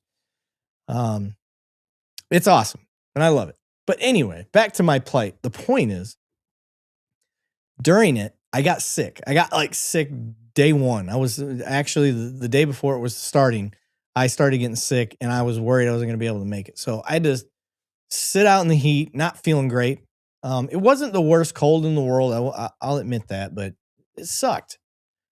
I couldn't be as friendly. My voice was gone for like 2 or 3 of those days. And I'm still actually kind of dealing with it. But then our AC unit went out. Now, I don't know if you've ever been to Texas. AC is pretty important, and it's really expensive. So, like the second day that I was out there, the AC unit went out, and the whole thing had to be replaced. So, you can imagine where all that vacation money for the family went. It didn't even put a dent in the AC unit. So, it is what it is. I'm going to wait and work and bust my ass. I might have to work some more part-times and see if we can't get that made up. Ario dropping $5 in the super chat said, wait, have you ever seen a ghost during a call? No. You know why? Because ghosts don't exist. I don't believe in ghosts. I don't even know that it was really a problem for me as a kid. Like, maybe as a young kid, I would have believed in some of that shit, but I think between, and I know I said I won't get into religion, but I think between my own religion and all that stuff, like it's never referred to. I don't like, so it doesn't make any sense to me, the theory of ghost. So even where I work at, the building that I'm in is from the late 30s, early 40s. Is like one of the first news buildings in Texas. And they swear that place is haunted. And I'm just like, I work nights there, get bent. There's nothing has ever shown me that it's that could be possible. So, Marine Blood. Don't listen to Eric. He uses it for his TCOD mansion, private jet, sports cars. So donate here, and maybe we'll talk. I tell you what, brother. if I ever get to the point where I can pay the mods, that's going to be one of the first things I do. I want to. Don't get me wrong, y'all. I want to get to that point. I want to be able to say I've got, these huge sponsors and put all this stuff together. But when I get sponsors, usually it's for equipment. Like, I get this sponsor, they buy me a camera. I get this sponsor, they buy me a light. I've been trading for all this stuff that's in the studio. It's really what it's been. Now I'm kind of there's some pieces of equipment that I'd like to get, but I don't need them. Not yet. I'd love to upgrade my cameras to cameras that talk to your phone. But I don't need that. Not yet. So, yeah. Country girl. Yeah, I'm with you. I only believe what I see. I'm kind of that way too. Ghosts are real, but you walk with protection of faith. Yeah, that could be. Again, it's one of those things. I just don't believe that they're there, and nothing has ever led me to believe that to be true. Nothing I've seen on TV. I won't believe anything I see on the internet, especially now with AI. So, Eric, drink $1,200 bottles. That isn't okay. I can't argue that because that's kind of true. That is true. They did send me that bottle, but to be fair, I don't drink that unless I have somebody to share it with. So anytime somebody comes in studio, I break it out because I'm a big believer that I didn't pay for it. Let me share the wealth. That's how I roll. Same thing. You guys, you wanted the premium YouTube. Like that drove you all insane. So I got it. You were the ones paying for it through the subscriptions and stuff. So that's what I did. Too funny. Anyone else getting the live ads every few? Yeah, I don't know. I don't know what triggered that. Somebody said it's because we turned a corner on YouTube where it could be because of y'all's activity on here and how long you watch. And yeah, I don't know. I literally haven't changed anything. So I don't think it's a setting. But you guys are not the first to tell me that. Oh, my wife's texting me. She said she got 27,000 steps today. She's at a conference in Disney. So nursing conference. She's for those that don't know, my wife does mother baby. So once you have the baby, then you got to learn, how to feed and latch and prep and getting taken care of now that you just had that huge trauma of shooting a baby out your wahoo or having a C-section, whatever it is. She's the one that takes care of you in those 3 or 4 days that you're at the hospital. Some of them are even longer than that, but most are, I think, like 3 or 4 days. I am boss. How long have we been on? We've been rolling an hour and a half so far. And I have nothing going on tonight. It's what's it going on? 10 o'clock my time? I've got nothing. I was bored. I was bored. So Maureen said it's because monetization's turned on. Oh, we've been monetized forever. Not forever, but we've been monetized a long time. We never get money off of the live streams though. So that doesn't make sense to me. The only time we make money on the stream itself is when people donate. So he said, well, crap. If any of you are over there in the Instagram world or in the TikTok world, please jump over to our YouTube channel. Anybody that's tuning in from anywhere, YouTube that's the main place that you should come in and come participate in the chat, guys. Craig said home alone. Kind of. The only person that is home is my oldest daughter. She's actually texting me like Instagram reels. She knows what I'm doing, so I don't know why she's texting me Instagram reels. She said, this guy looks like you, but whiter. That's funny. She said, I don't know if you can see it on camera. She said, that looks like you, but whiter. There you go. I don't know if y'all could see that. I need to get one of those cameras. Oh, that did show up pretty good. I need to get one of those cameras that can hover over and look down on my phone. Because there's times that I want to show you guys stuff. One of the camera looks down like that. That would be cool. Jerry said, I was getting the ads on the computer. Then I logged into premium and no more ads. There you go. Mort the Orc 69. Look at that name. I love it. Some coffee and donuts. I appreciate it. That's a cool name, though. Steven, I could teach you how to feed and latch. How do you, what is, I could teach you how to feed and latch. How do you get that job? Yeah, that is a job. Too funny. All right, let me see what videos we got here. We could bring up this moron. Oh, that's not what I wanted. Okay, here we go. Let me share the screen. I don't know if we've talked about this one already or not. It did get quite a lot of engagement. So if I've already talked about this one, let me know. My bad. I can't keep them all together anymore. YouTube is also known for running ads when they aren't supposed to. Creators have complained because they disabled monetization on a video and YouTube puts up like 30 ads on a 15-minute video. All right. The only thing that I've turned monetization on was for the gray area, and that's because it's that mid-form. YouTube considers it long-form content, but I'm just trying to find a new way to substantiate or subsidize. What's the word? Get money for fund the show to do better things. But yeah, let me hit play here. Did this cop admit to making up charges? Can I get your name? Am I being detained? No. Okay, Charlton. What's your Charlton? Just committed a crime in and of itself. I lied to the police. Just so you know. Not if I'm not being detained, it's not a crime. There's a code 19.2-82.1, which says if you are detained, yeah, and then you provide false information, yeah, that's a crime. Okay, so we're gonna pause right there. He's already told him. The first cop comes up and tells him that he's not detained. So obviously the two officers on scene didn't communicate, because this officer is coming up to him with the assumption that he is detained. And that's not true.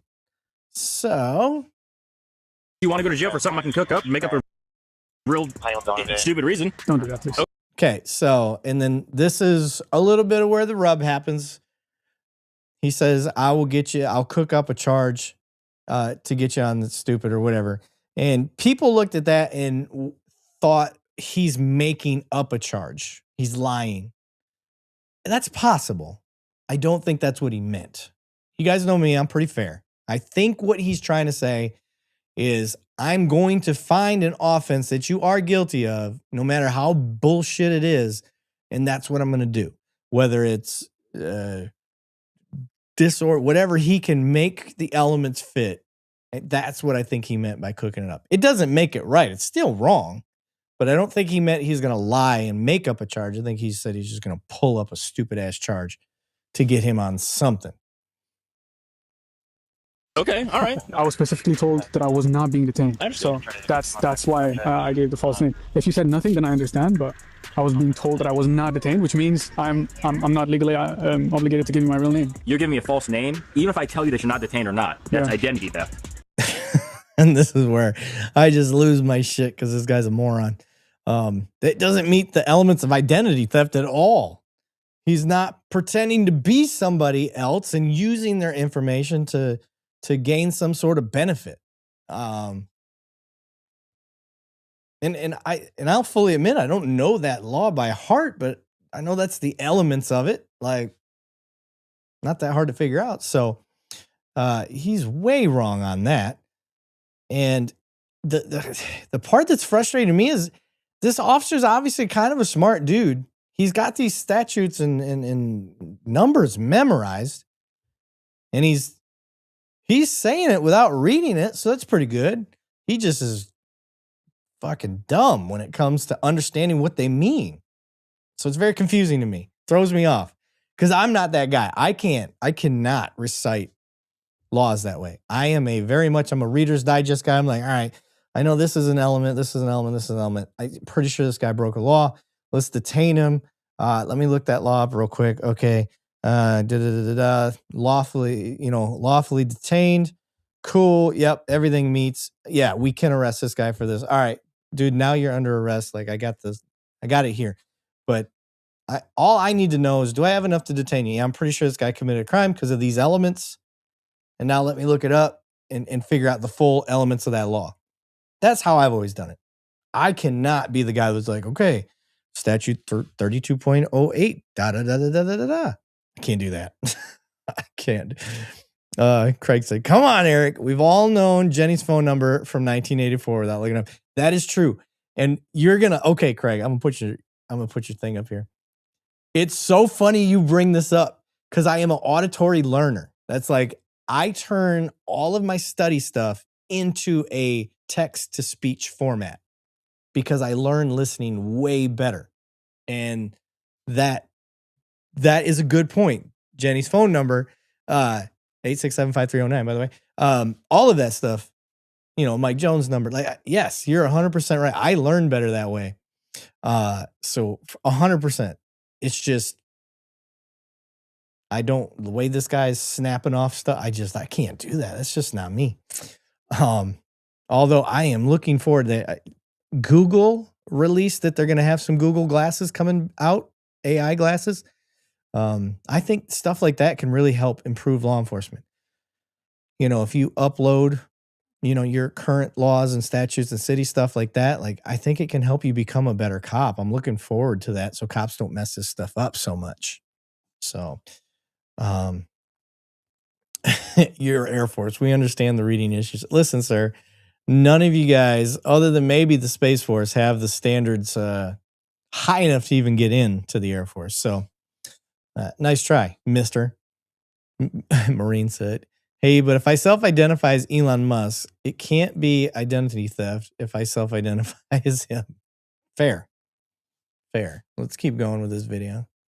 Right. 18.2, 186.3, subsection B.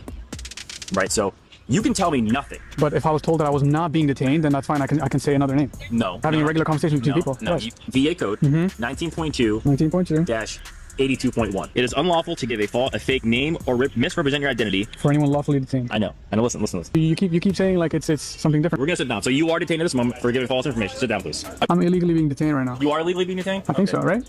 No, you're not. Look at the other code section that I told you to look up. It says lawfully detained. Right. That's a 19.2 code section. 18.2 dash 186. 186. Yep.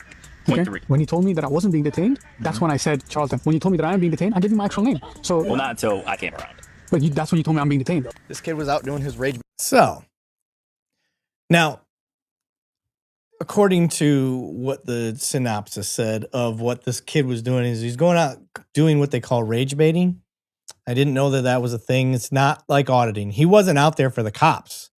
He was out there to piss other people off doing random shit to get reactions. A kind of a PG version of that is the Bushman. If you guys ever see that, he dresses up like a bush and just like scares people down by San Antonio. And there's other people that have been popping up doing that. That's kind of a rage bait in a way. It's a very, I would call a PG version of it. But there's some of these guys that take it to extremes. I don't know how bad this kid was out doing that. And then the cops got called and then they made the contact with him. So it wasn't a First Amendment audit type situation. So I didn't call it that. But he really knew his shit as far as when he's being lawfully detained, what he can do, when he's not, what he can do. And you 100% can say you're Megatron, whatever you want to say. You're not detained. You're not being suspected of a crime. But my real issue is, why did we go down? Why are we having him sit down on the curb? Why are we going down this rabbit hole on something that we should have just been like, dude, just don't mess with people and quit pissing people off. Like, we're watching you now, like, don't overstep, whatever it is. Because I don't agree with going out and rage baiting people. Yeah, you may be able to lawfully do it, Just because you can doesn't mean you should. You know, kind of like Mike Tyson would say, everybody's got a plan till they get punched in the mouth, or, you know, these people on the internet, they got too comfortable with nobody ever putting them in check. Like, that shit can get you. And that's kind of why the police kind of got to be around, because if somebody snaps off and it starts to get violent because you're outrage baiting people.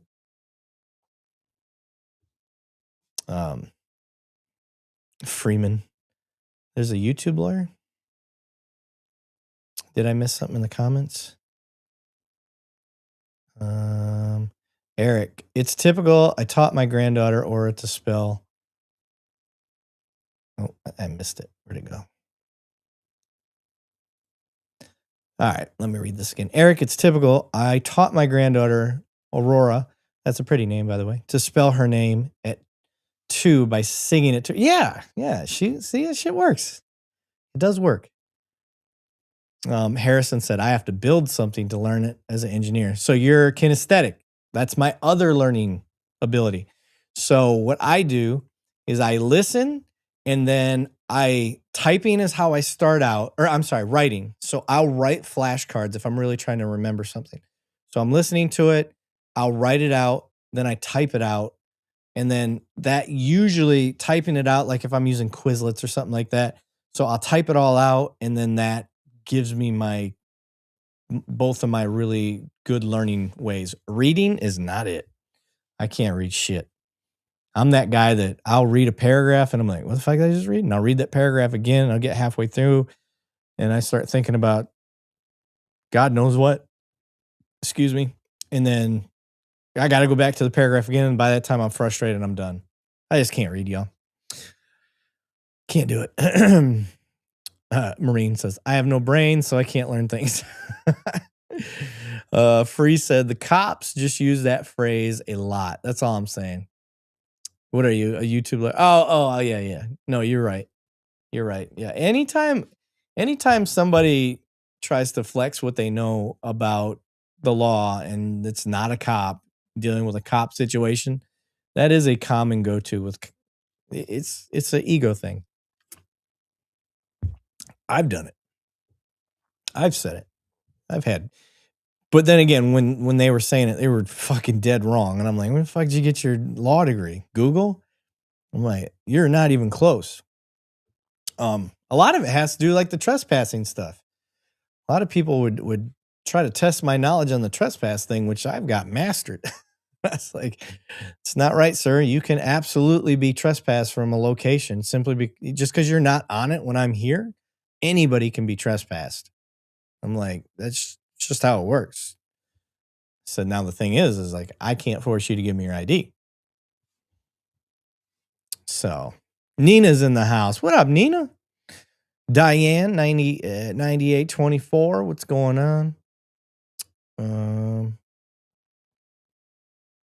But yeah, to your point, Free. I have used the line, but it's because I knew they were wrong. But that's the rub. I dated an engineer, zero common sense. Too funny. Okay, let me go back here. Where are we at? This has been a fun episode so far, y'all. I am having great conversation with you guys. I appreciate you entertaining my boredom. I'm sorry I just kind of threw it together last second, but is what it is, right? Let me see here.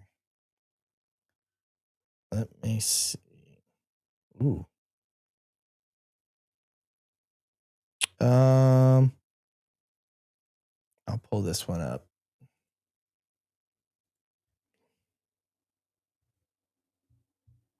We are on police activity. Let me share the screen. I tried to get Banning on with me, you guys, but he had some shit going down, he said, so. Let's biggie size this. Looks like we're in Arkansas State Police. Okay, I have not watched this video. I have no idea what it is, but shout out to Police Activity. This is on their YouTube channel, so give credit where credit is due. Craig said, gonna share the video of the guy that showed the cop his unconcealed weapon. I don't know that video. Not off the top of my head.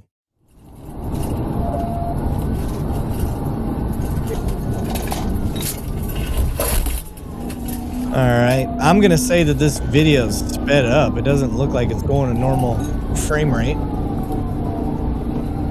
But, well, I know it is because the timer on the top right is in regular second. It doesn't look sped up on that. Looks like he's moving in for a pit maneuver. Somebody should have told that cop you can't pass on double yellow.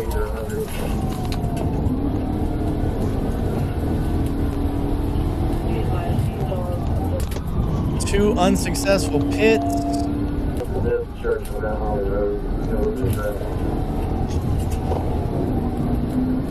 Officer's got to be careful. I know he's moving in for a pit, but he's really close.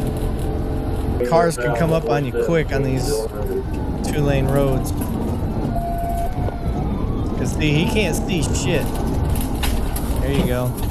And now the problem is a lot of times when you do these pit maneuvers, you get a little bit of drift in your own car. And if he gets any drift or gets any significant drift, he's going into the trees. I don't see their speeds on here. Oh shit, he's woo. Alright, he's crashed out. He's crashed out. So when they wreck out like this, obviously you want to watch out to see if they decide to take off running. You also have to be careful approaching the car because they could be armed in there. Anytime you get a rollover like that, the odds of them just being ready to rock and roll kind of low, but you still got to be on your toes. And then the other concern, the big one that I always have is there other people in the vehicle. So, especially innocent people. So, oh, now he's got the power lines to deal with. Hey, watch those lines. They're touching the car. Get back. Justin, get back. What is he doing? Oh, my God. Is everybody aware? That was a baby. I'm going to go back. I'm like, what is he doing? He's an idiot. No, he's not. He did exactly what I would have done. Yeah, look, you can see it right there. That is 100% a baby. Hey, watch those lines. They're touching the car. Get back. Justin, get back. Oh, my God. That is crazy. Is everybody awake? Yes. Everybody's, they're moving? Yes. I don't know where my baby's at. I have your baby. She's okay. Okay, thank you. Power lines are on fire. You're on top of the vehicle. Come here. Get that off your hair. Come here. Be okay? Come here, buddy. Yeah, that power line just stay in the car right on the car. Stay in the car. Go to Trooper Harper. You're getting the kids Put your out. hand down. Stay inside the car. Do not come out. You see them power lines? If it touches the car, it's going to kill you. He's not wrong. Hey, sweetie. You see Trooper Harper? Go right to him. Hands on top of the car. Do you hear that thumping noise? I think that's the electrical lines messing with these guys' body cam mics. Oh, you got a scratch. Come in here, baby. I think they're getting interference with it. You're okay. Yeah, you're not going to fall. You're good, baby. She hurt her wrist. You can tell she's hurt. No, you're not going to fall. Is the baby okay? Yes. Yeah, she's fine. It almost kind of looked broken. Oh, there's another baby? Yep. He can't get out. There's a baby in the car still.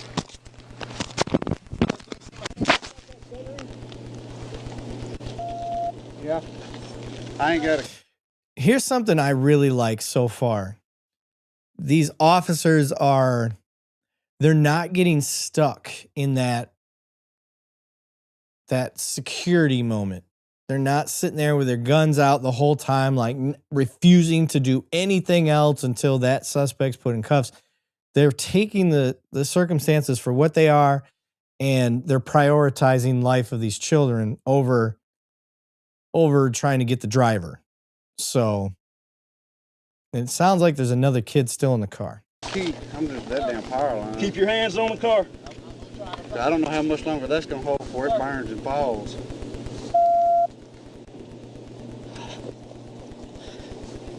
The kid's got a broke arm. He just said one of the kids has a broke arm.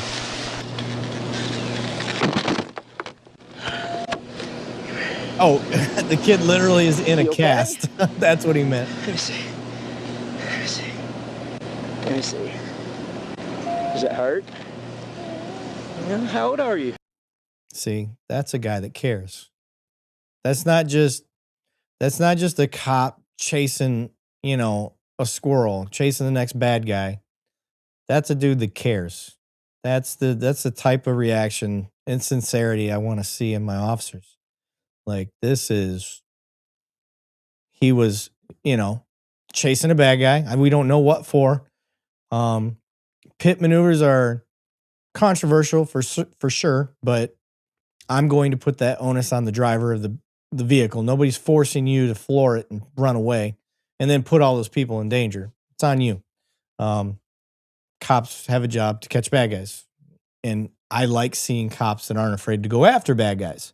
I want them to use sound judgment. And to me, you're on isolated back roads. Like, that's a perfect time if you're going to chase a car. It's the best place to do it. On a busy freeway, not necessarily. So all these things have to be running through your head. But I've got no doubt in my mind, and I don't know this officer from Adam, but I read people, and I'm reading this guy. He's not just going through the motions of, he cares. He legitimately cares.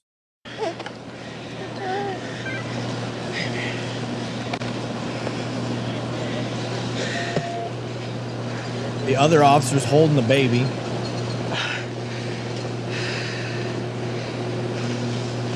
Now reality's hitting this officer. He's going to second guess himself this whole time because a baby was ejected. He didn't know that, I don't think he knew that there were cops. I don't think he knew that there were children in the car. And now it's all hitting him.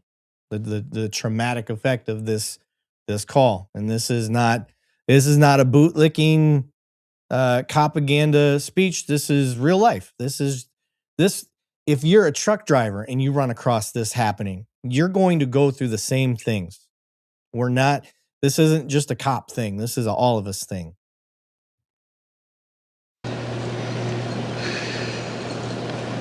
Yeah, Free, you're not wrong. Arkansas is a little crazy with the pits. Yeah, it was. You're okay. You're okay.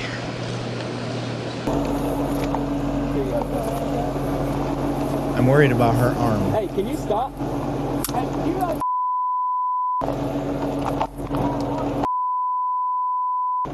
Get over for Bubba.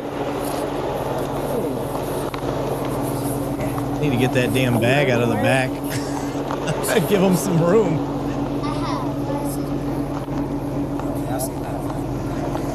It's hard.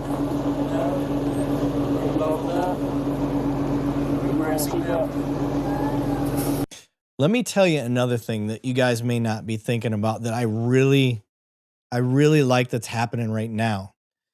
I had and you guys don't know this part, but I had a car accident one time. Not me driving. As an officer, I responded to a car accident. They ran into a telephone pole. Single car accident. Basically, a car pulled out in front of them. They jerked the wheel too hard to avoid that, and they ran right into a telephone pole. Now, the dad that was sitting in the back, elderly man, he's probably in his early 70s. Everybody said they were fine. They all, what do you call it? They were checked out by the ambulance, but they refused to go to the hospital or anything like that. About 20 minutes, 30 minutes later, I get a call that the elderly man that was in the back was dead. Had me or the ambulance done maybe more of an assessment like this officer's doing right now to check for any soreness internally, I would have known that gentleman's liver was lacerated, like basically ripped in half. I don't know that he could have been saved, but it would have been better than what had happened. So I think about that call all the time, because if I had taken, I'm not a medical guy, so I'm not going to hold it on myself too hard, but Had I taken the time to do what this officer's doing right now, maybe I would have known more, because that sometimes them internal issues, they take a little bit longer to manifest. And this is great. This is great police work all around so far. And to Andy's point, he said he's working to control his rage. You may be onto something with that as well. He could very well be trying to hold that shit back. So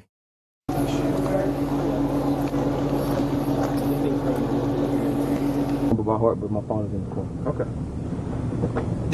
I want to know, is the driver still in that vehicle? I don't know who, if I was talking to you. You weren't talking to me. You got warrants? Nah, hope not. He's not. They got him out.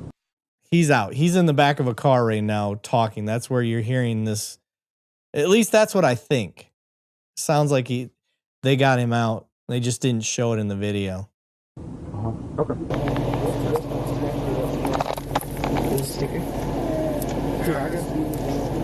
There you go. Hey Bubba. Hey Bubba, you want a sticker? We'll put it on your shirt. Yeah, and I appreciate it. I don't hold it on myself. You always are gonna what if yourself. And that's really all that's about. Just what if in myself. What if I would have done this? What if I would have done that? Maybe we could have gave that guy some extra time. That's all. And I think that's what that officer is going through right now, is just the fact where he's like, well, what if I did this? What if I did that? Maybe we wouldn't be here. And to be honest, it's on the driver.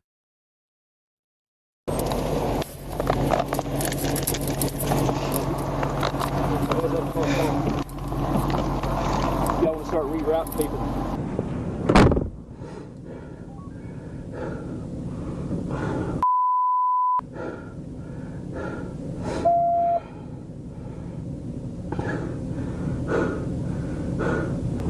What are you doing? I'm just laying down.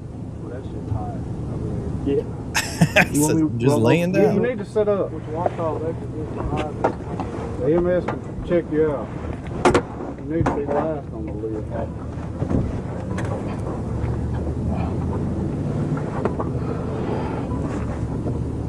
What's your kid's name? Starting from the infant. The infant. The infant. Do you know the infant's name? We call the big one. I'm trying to think her actual birth name. Kinsley. Doesn't even know his kids' names. The youngest is similar to Kinsley, but it's not Kinsley. Okay, we'll worry about it. We'll get in contact with the mom where she remembers her kid's name. He almost hit him with that door.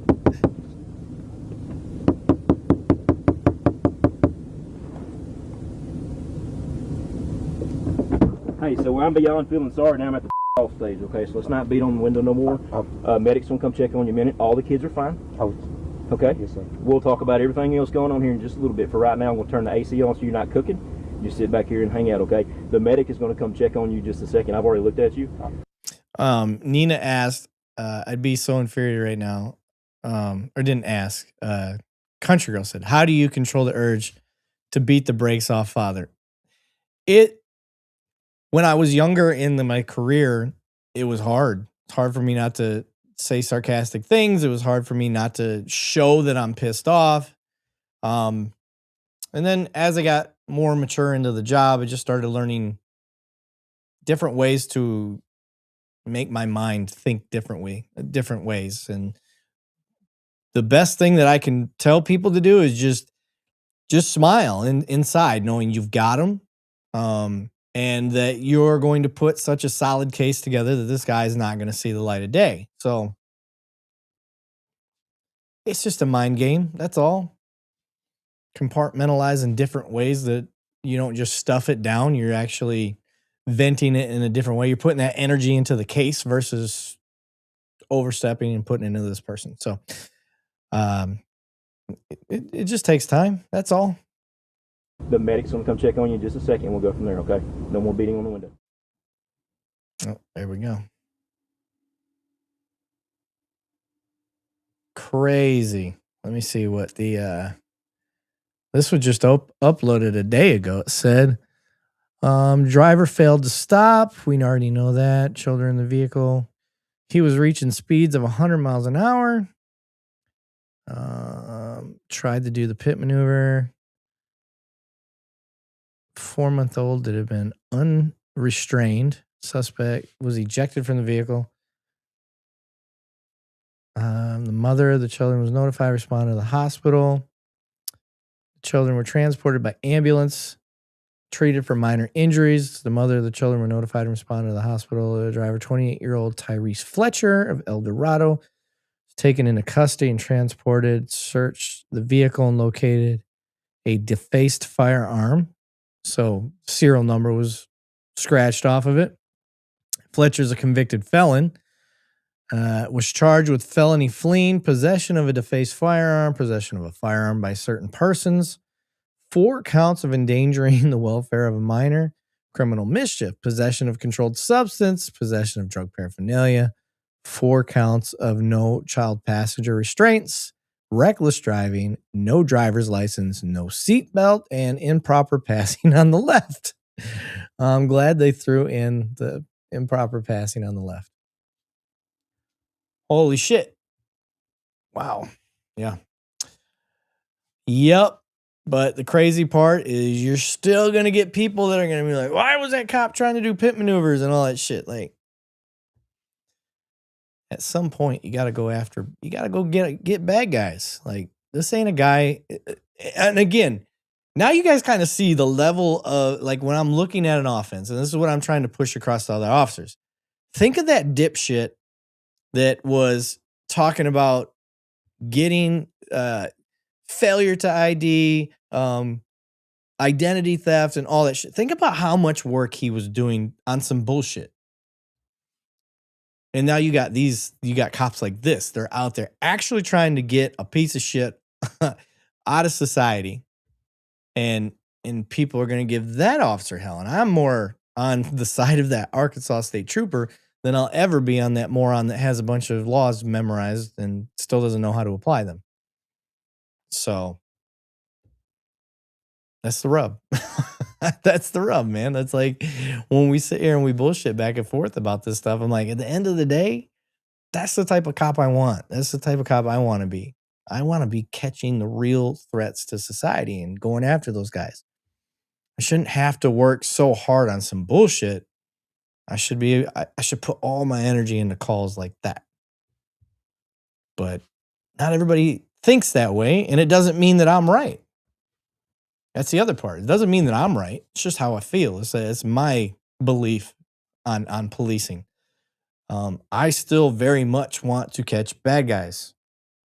I want to be able to help the citizens in all these crazy new ways. I like license plate reader stuff. I think that's awesome. I just don't want police abusing it. I think the drone stuff is really cool. I've used it already, and I've helped with some serious stuff. So I'll give you another example. We got a stolen vehicle. We were able to spot it with the drone. We were able to get the officers positioned, get the car pulled over. Pulled the car over, no issues there. But now you guys know this. Typically, when we get a stolen car, what do? We all get out there and we're pointing our guns at them, and we're calling them out one by one, and we get everybody. But then the next thing that you have to do, once you get as many people out of that vehicle that's willing to get out, you have to go up to the car. And that can be a point of contention and stress and where things can go wrong. If somebody's still hiding in the car, refusing to get out.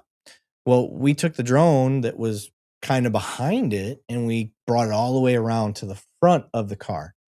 And we just kind of did this on the fly. And now we're looking down into the window of the vehicle, and we could see, like, it doesn't look like there's anybody in there. Camera can zoom in really good, and we're not seeing any movement. So we're able to kind of give those officers a little bit more peace of mind so that they don't go up there too on edge, so to speak, and where something could go wrong. And then the other thing that we were able to do is when we were in front, the one guy that was still in there, we were able to see his hands from inside, and we're like, hey, right now his hands are empty. So we're able to get that down to the officers so they don't get, again, too stressed out, maybe an itchy trigger finger or whatever and have an accidental discharge. Like, we're just able to keep things safer. It's a different way to think. We're able to keep the bad guys safer and keep everybody else safer. So I get really pumped up about that stuff. But yeah, looking through the messages here. The technology is being over relied on to tell cops what to stop versus helping them stop people they're looking for. Kind of. I don't disagree with you on that. I think that I think you make a great point. It is part of the issue. It's not the whole issue. Like where I'm at, if the license plate readers go off and they're like, hey, this car's stolen, like, that's a good thing. That's hard for officers to just find on their own. They got to be out there running plates themselves and happen to run across that car or happen to see it on a bolo. I'll be on the lookout and recognize that car. Like, oh yeah, I remember there was a red truck that got stolen today. That's a red truck. Let me go out and run the license plate. Like, that's harder to do now with the license plate readers in strategic locations in public areas. Like, we're recovering a lot of stolen vehicles. It's really cool. The drones in themselves, we can help locate lost people.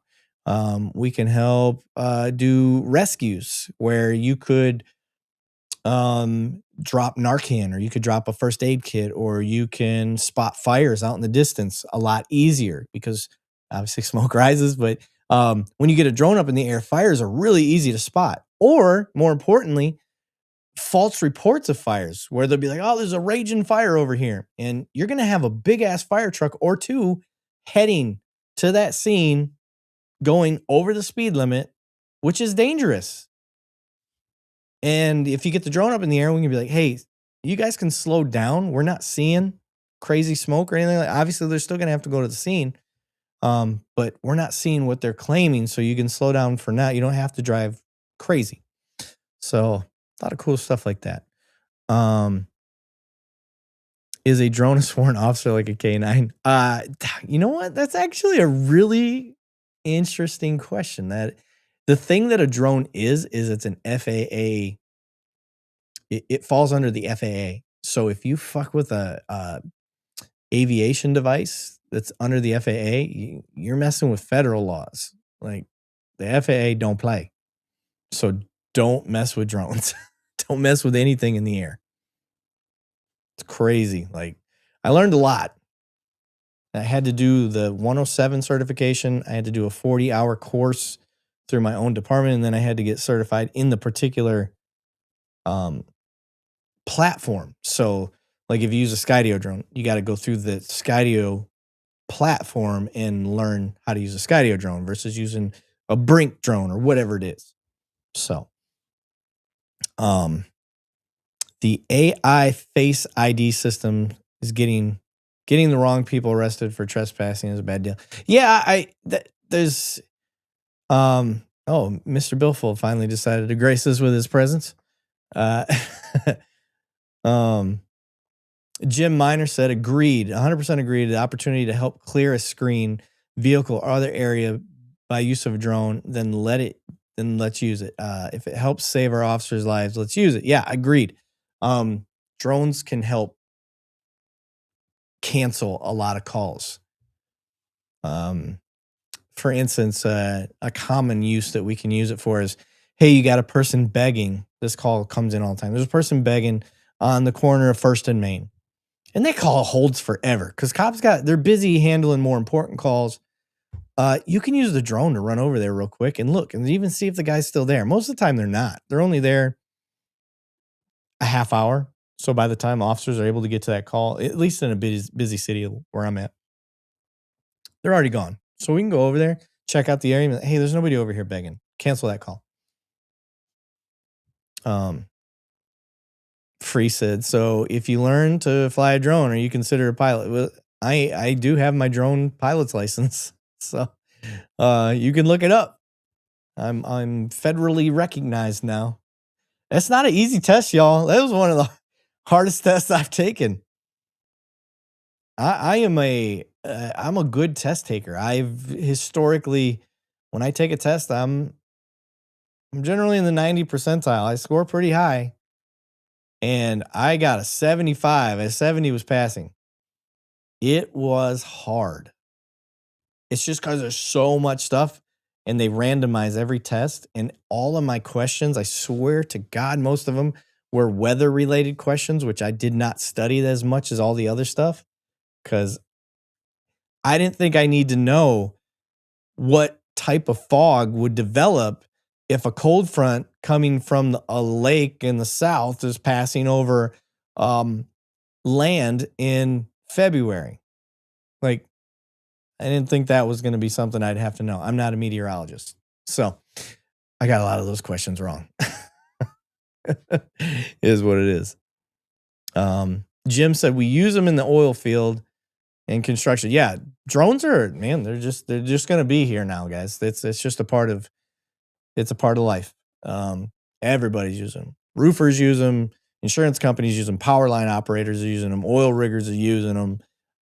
Shit, I use them on my own house just looking at stuff, and I got my own drone now. But yeah, 100%. The robots can be scrambled with magnets, and a can of paint will cancel the camera and sensors. Not wrong. Not wrong. Are you a what? What does this say? Miramara? Are I don't even know how to say that word. Pharisees? Your bosses? What is a seduxies? Man, got some weird ones popping up tonight, y'all. But do you play a meteorologist on TV? I do not. I do not. Mira's being odd tonight. Mira, did you even bother to look at what we talk about on here before you started to go plant a vineyard, Blade Runner? It's you know what's funny? My last name's Levine, and that means the vine in French because my ancestors were vineyard owners. Yeah, that's kind of how that originated. At least that's what I was told. So, all right, y'all. Unless you guys got some other stuff to talk about, coming up on, it's almost 11. I'm just gonna go pet my dogs. I don't have anything else to pull up. We still are gonna be on tomorrow live, so I don't want to ruin all of our stuff that we normally use. So, Banning will be on tomorrow. Banning's got a bunch of new equipment, y'all. I cannot wait. He's got a new camera, new microphone, new computer. He got like a high speed like desktop, I think. Or like a gaming laptop, one of the two. I can't remember what he called it, but yeah. So, again, thank you tonight for any of the donations. I know Ario did one. I'm pretty sure Harrison did one. For memberships, I don't know if anybody else did one, but thank you. Really appreciate that. If you have not checked out the new stuff that we're putting out, the gray area stuff, again, I'm going to have 10 episodes. It's going to be the season for that. I hope you guys like it. Please feel free to hit me up with any suggestions, criticisms, and stuff like that, because I'm constantly trying to improve as I go. I really had to step out of my comfort zone for these. I don't like just talking to the camera without something to bounce off of. I'm used to having security blankets. I'll be honest. I'm used to being able to talk to somebody else. I'm used to being able to bounce off of comments. I'm used to being able to bounce off videos that I pull up. Like those, I know it's a weird way to look at it, but that's like a security blanket for me. Me jumping on and just talking to the camera about me and what I think on certain things, and it's uncomfortable. I'm not a fan of. It's not fun for me yet. I guess is what I'm saying. I'm just trying to step outside of my comfort zone to get some new stuff across. So, would Mr. Billfold say? He said, Eric, I think you should discuss how real-time crime centers and those technologies align with Cats versus United States with James White. We absolutely can bring that up when James comes onto the pod. I'm down with that. I don't know that that's the topics he wants to hit on. I'm definitely gonna let him kind of run what he wants to talk about, because I'm just really honored that he'd be on the show. I kind of nerded out on him, or fanboyed, I should say, and I don't think he expected that. It's kind of funny because the conversation, he didn't know what to expect from me. I think he thought that the reason I was talking about him originally on the show was because he thought we had a problem with him calling out some police. And then he learned, like, oh, as we talked, he's like, oh, you do the same thing. He's like, you're not afraid to call it out. So I think that really opened him up to being on the show. He realized I'm not going to ambush him or anything like that. So yeah. Freeman said, like it. I love it. Keep it going. I'll comment if I think I need to, but so far, awesome. Yeah. What's funny, this has been the best part, is every single one of the gray area video monologues I've chopped up into 5 bits where I thought I made 5 good points. Some of the points are on the police side. Some of the points are on civilian side. And people that don't know the full video exists or don't go check that out, they get butthurt on the pro police one, for instance. And they're like, oh, but there's all of this. And all the stuff they list is stuff that I mentioned in the full video. And I'm like, well, if you watched, and then what's great is the next video comes out and it actually kind of addresses what they're saying. And then I'll get some cops that see it and they're like, well, you're totally neglecting this because they didn't see the first video that came out. So it's too funny. It's too funny. 2 cops, 1 donut. Gindris and Gindrau. Looks Spanish. Interesting. I don't know what that means. It's pronounced Sadducees. I need to be careful. I start reading stuff. Mr. Billfold could have been setting me up right there. Sadducees? Sadducees. Maybe that's what it is. Sadducees. Anyway. So, yeah. Did he go over the Lego? I did not go over the Lego controversy. Man, you guys are really wanting to get into this Lego thing. Maybe that'll be tomorrow's topic. Maybe we'll just, we'll deep dive into that. I'll try to learn everything tomorrow before we do the show. Yeah. We still are doing so you think cops do it better in other countries?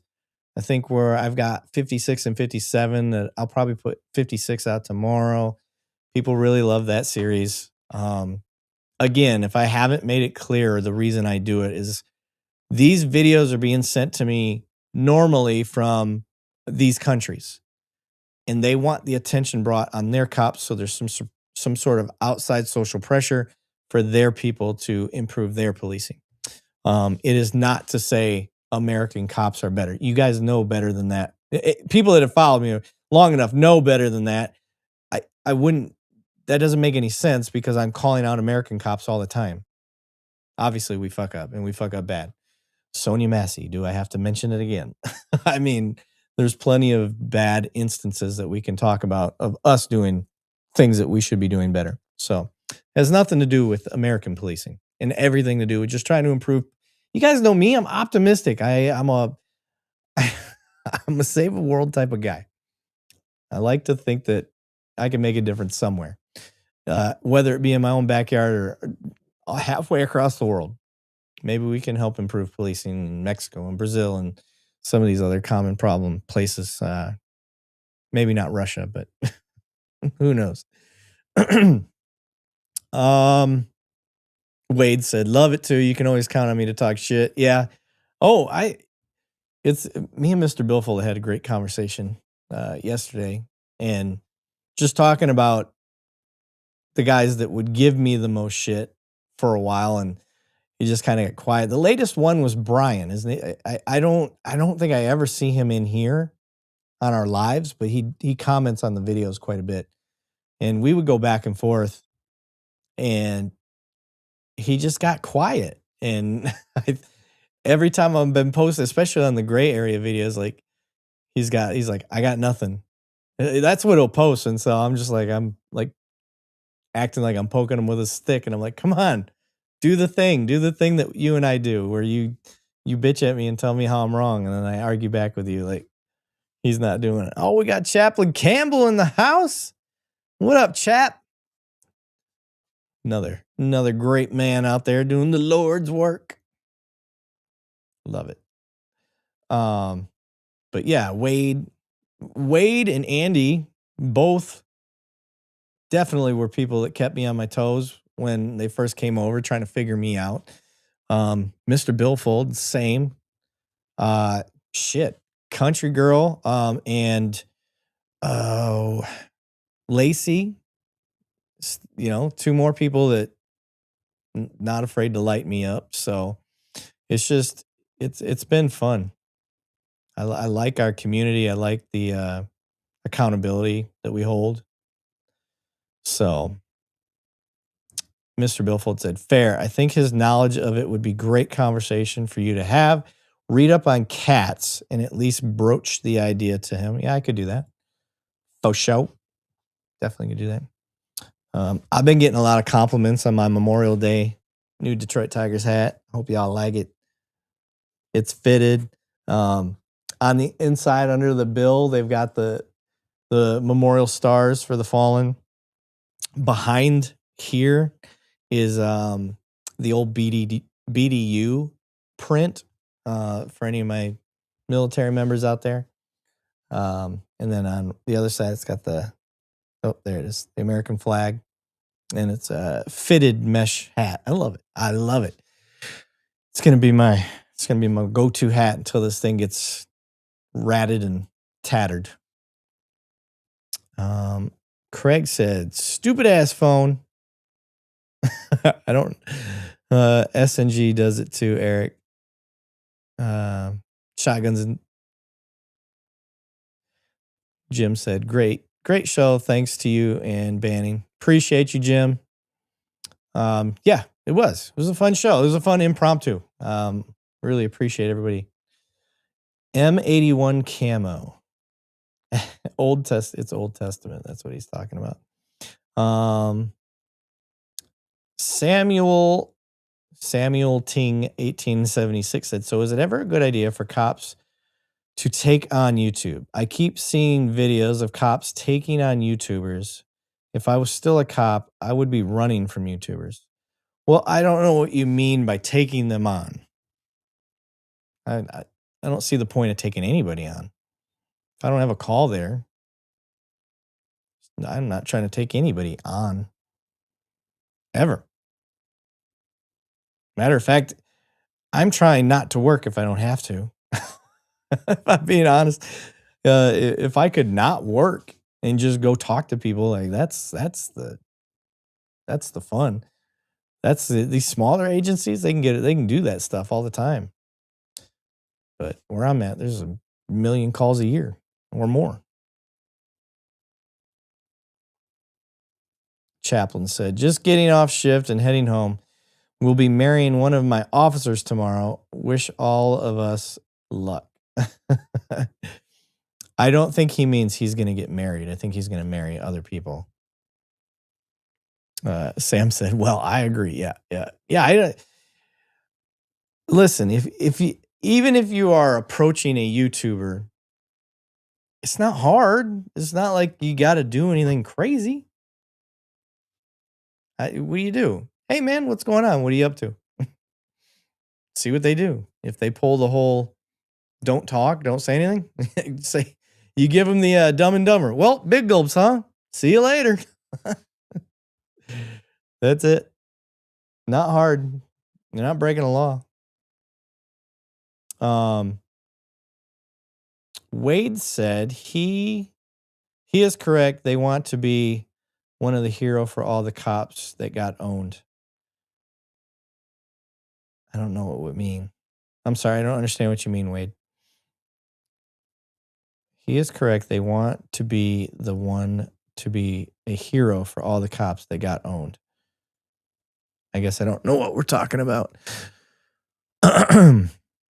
My concern is I see cops get caught in the fields and lose their minds. Yeah. Oh, yeah. That's the ego. That's when the ego takes over. The moment, Sam, you may be new to this conversation, but we've had this on here quite a bit. Our regulars, they know about this. We actually put on an ego class, an actual class that we teach the recruits where I'm at.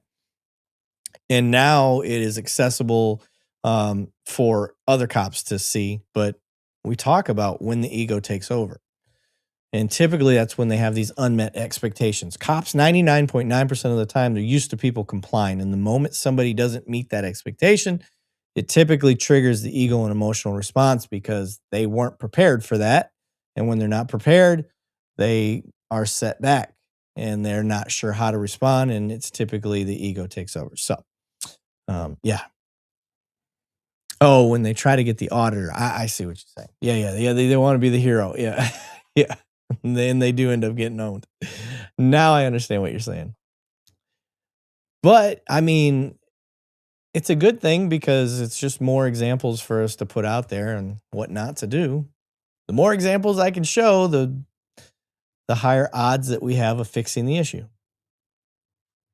That's all it is. It's amazing to me. I still run into people that other officers I've run into talking, and they're like, "Well, what do you mean First Amendment auditors?" Like they don't get the training. They don't see them. They don't see them on the internet. People's algorithms are what they're looking for, and a lot of cops aren't looking for other cops that have messed up. So that's why we kind of hold here. We hold a secret key on how to get into officers' algorithms. I'm a cop. Cops tend to follow other cops. So they can get pissed off or they can listen or we can open their eyes or whatever it is, but they can see my stuff and hopefully something of it sticks.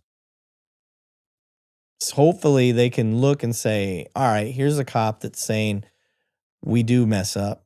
We do mess up probably more than we'd like to admit. And here's where we're messing up and how we fix it. That's the hope. Because they're not going out looking for it on their own. I promise you that. The majority are not out there looking for it on their own. Eric, question used to be Monday night, now Sunday night. Why is that? Just curious. Well, Jim, I am still a cop and my schedule changed at work. So when my schedule changed, I switched over. Uh-oh, Richard he hit me in the ego. Richard said, you look like Joe Rogan. This is the whole reason I started this podcast, brother. Joe Rogan inspired me too. I love Rogan. Don't tell me I look like him. I do have a full head of hair though, so I got that on him. Although he's got much better roundhouse than me. Lawful Act said, I pushed a lot of buttons in scenario-based training, getting people to recognize ego. It is amazing what would even happen when they know it's not real. Call for service. Yeah, you're 100% right. My best example of that is foot in the door. The foot in the door scenario. And where I'm at, we throw a loud music party in our little mock village that we have. We have an indoor mock village. And it's all the role players are a bunch of cops that know how to get under your skin and know the things that people say to get under your skin and how to do it. And we work that and we push your buttons to the max and we wait for the right moment. And then we try to shut the door in their face and we try to see if we can get those recruits to put their foot in the door. And that's what triggers it. Ego. Exactly what Lawful Acts is talking about. So Jim said, all good. Thanks, brother. No worries, bro. But yeah, foot in the doorway is one of the best ways to do it. Or scenarios, I should say. Sam said, they are not out there looking for it. Wait until you watch the Lego stuff. I'm not going to give away any spoilers. No. I mean, cops aren't out looking for things outside of their echo chamber. So most and this is speculation. I'm speculating 100%. But from my experience, most cops they're not looking up on their algorithms. They're not going on Instagram or YouTube and be like, cop gets in trouble. Cop screws this up. Cop on Constitution. Cop. I look that stuff up. I want to know how we're messing up, and I want to know what the problems are. I want to know how to fix the problems that we're having. I want to know how big the problems really are. Because I'll admit, I was one of the cops that would go around and be like, well, 99.9% of cops are out there doing the right thing. It's just that 0.1% that are bad. That's not true. That's not true at all. And there's way more doing bad. And there's levels. I think when people say that, they're thinking of like a cop going out there on the take with a local dope dealer. No, you're missing like all these, what you consider little things, but they're rights violations. Just like the idiots that were trying to say that the guy was detained and that they could get his ID, but he wasn't really being detained because that's cops doing wrong. It may not have been intentional, could have been, may not have been intentional, but that's another example of cops doing the wrong thing. And cops aren't thinking of that as being a wrong thing. They're thinking that as, oh, it's just a little fuck up. No, that's a rights violation. That's a big deal. So that is what I mean when I'm saying that they're not out there looking for how cops mess up. I hope that makes sense. I hope I explained that well enough. That's what I mean on that. Free said, you're way better looking than Joe Rogan, and I'm a heterosexual male. I'm glad you clarified that. Appreciate it. Harrison said, the colonel, I think that's what he's saying, the colonel of the Tennessee State Police said, troopers did nothing wrong with the 5,000 false DUI arrests and did everything perfectly. Well, I don't know. I don't have a response for that. That's crazy. Free said the Lego Reckless Ben is a deep dive. I'm there. The American Fork Police Department are criminal idiots. The Mormons looking after their own. Oh, it's a Mormon thing too? Oh, shit. Maybe we won't dive into that as much as I was saying. Try to avoid that. Just like the Scientology. I don't want the Scientologists coming after me either. Samuel said, I feel cops are supposed to be out there looking for trouble, not YouTube trouble. It's a good thing. I want cops out there looking for trouble. Yeah, I was always a proactive cop in patrol. I was constantly trying to find, bad guys, but I would use formulas that work. You go find a local dope house and you just watch and see the riffraff that comes in and out. Or if you got a pawn shop in your neighborhood, you get there early in the morning and you see people bringing stuff in. People bringing stuff to a pawn shop early in the morning, that's a red flag. And then I would see them carry, some tools in, but they carry those tools right back out. That tells me that the pawn shop turned them away. Why did they turn them away? Normally it's because that shit's stolen. And it was probably stolen that night. That's why they're trying to dump it early in the morning as a fence. They're trying to use the pawn shops as a fence, but the good pawn shops, they don't let that happen. So that's what I would do. I'd set up at good pawn shops that I knew would stay above board and then watch. And then as soon as that person would leave, find a traffic stop, knock them down, and then lo and behold, the investigation lead. And I'd get a construction guy, all his stolen, Milwaukee tools back. I love getting people, workers, real workers. I love getting their stuff back because they write it out. They're hopeless. They think that there's just no way. But I was always really good at being proactive at getting people's property back. I was really good at stolen stuff. I don't know why. Everybody's got their own shtick. Property crimes was my thing. And my nose is itching like crazy. I feel like I don't do blow, y'all. I promise. Just something's in the air in here. And anyway, that was my proactive policing style. But those are formulas that work. I didn't invent them. I learned them from other really good proactive cops. And it would always lead to something. Free said, it's deep, Eric. Mel Gillum said, there are reasons to be online as a cop. Terror plots foiled, drug intercepted. predators caught. 100%. Yeah, there are. Yeah. What's been frustrating me lately, like there's these really cool vigilantes that go after the child predator guys. I've been trying to, I've messaged them on Instagram and other social media platforms all the time. I just haven't got any of them to come to bite. None of them have, I want to get them on the show. But the ones I really want to get on there is I want to find out what the reception has been from other cops, because I've watched a lot of videos where the cops basically like treat them like they're the problem.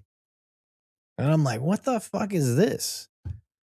Shit drives me up the wall. I could never do that job, by the way. The cyber crimes and crimes against children, internet crimes. If you ever hear the term ICAC, internet crimes against children, that's what they're talking about. So, Wade said, roll with Joe Rogan. I'd roll with him.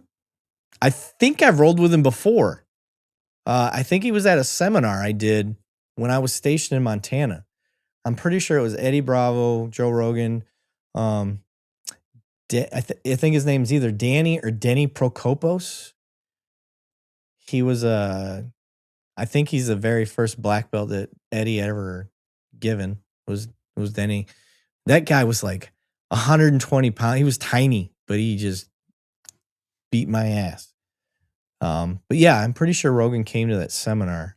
I think I didn't really know back then. Nobody really, I didn't know Rogan. I knew he was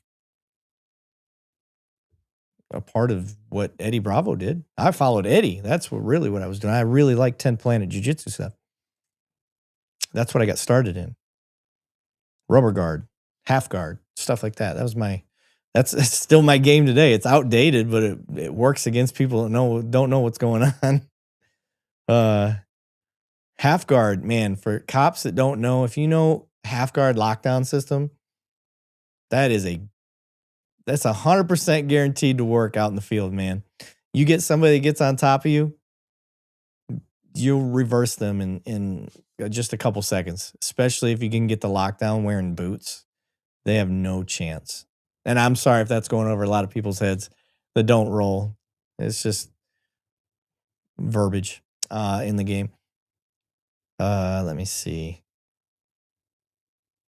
I could not do it with either of the predators, or the predators are not safe around me. Yeah, I know, man. I didn't want to do it. I didn't get officially asked by the unit, but I did get asked because when a couple of my buddies are like, "Hey, you're promoting. Would you consider coming over to Crimes Against Children?" I was like, "No, not in a million years.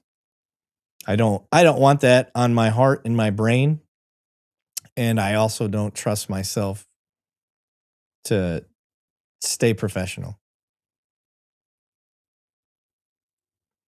Jim said, "Eric, I'm watching every night. Probably should have been an officer versus safety management. I know of 2 places that are suspicious. One auto shop with U-Haul coming in at 12 a.m. and 3 a.m. and folks working on cars versus day hours." Yeah, it's probably a chop shop and a fence for stolen goods. Mel said, "I'm easy around cops, though. I enjoyed them as neighbors, friends, martial arts training. They're people like anyone." Yeah, I would agree. You never watched Fear Factor? No, not at that time. I was stationed in Montana, and I was born as a hunter fisherman. Like, I wasn't watching TV. I think at that time, the best thing you could get me to watch was probably Sons of Anarchy and Rescue Me. Those were the 2 shows that I think I watched back then. That was it. I just didn't have time for TV. We're too busy living it up. We'd go camping every weekend that we were off and just do fun shit all the time. Nope. I mean, I learned about it later, but I never really cared for Fear Factor. And I can tell you this for sure, I wouldn't have put 2 and 2 together at that time. You could have told me Joe Rogan runs Fear Factor, and then I would have been like, "Oh yeah." But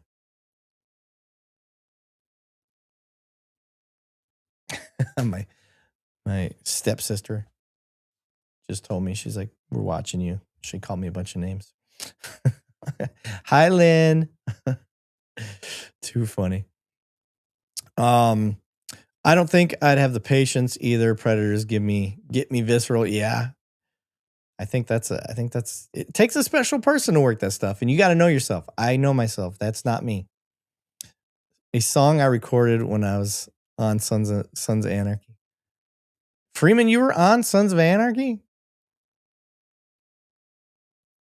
My mom, you were always fly fishing. Yeah, I loved fly fishing, y'all.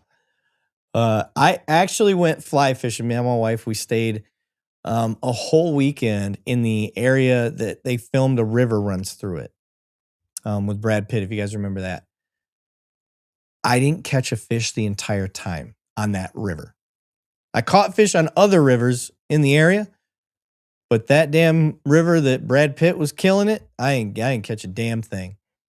I got skunked the whole time. I was pissed, and you guys think that I'm dedicated and I don't know, maybe you think I'm a little bit stubborn in some of the stuff I do. The level of stubbornness I had at a younger age was just tenfold. And I refused to get out of that river until I caught a fish. So if you can imagine, I was in that water from the time the sun came up till the sun came down, and my wife was like, we got to go. Like, bugs are destroying me right now. I would refuse to get out of that water until I caught something. And I didn't catch anything. Jim said, Idaho boy here. I understand what you mean. Camping, fishing, etc. Yeah. Hiking, all of it. Man, Montana, I fell in love with it.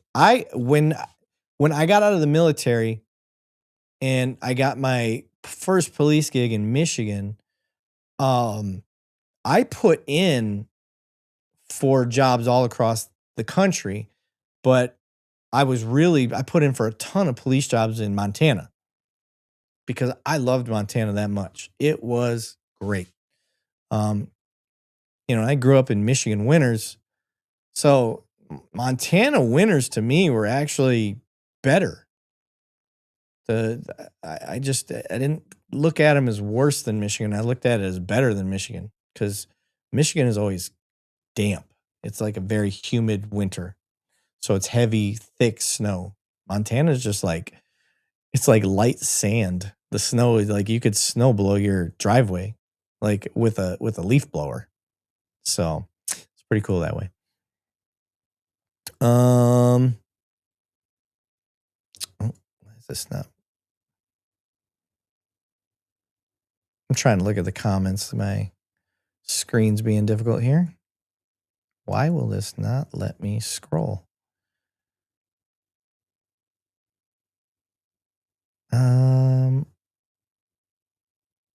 I'm trying to look at what Freeman was saying.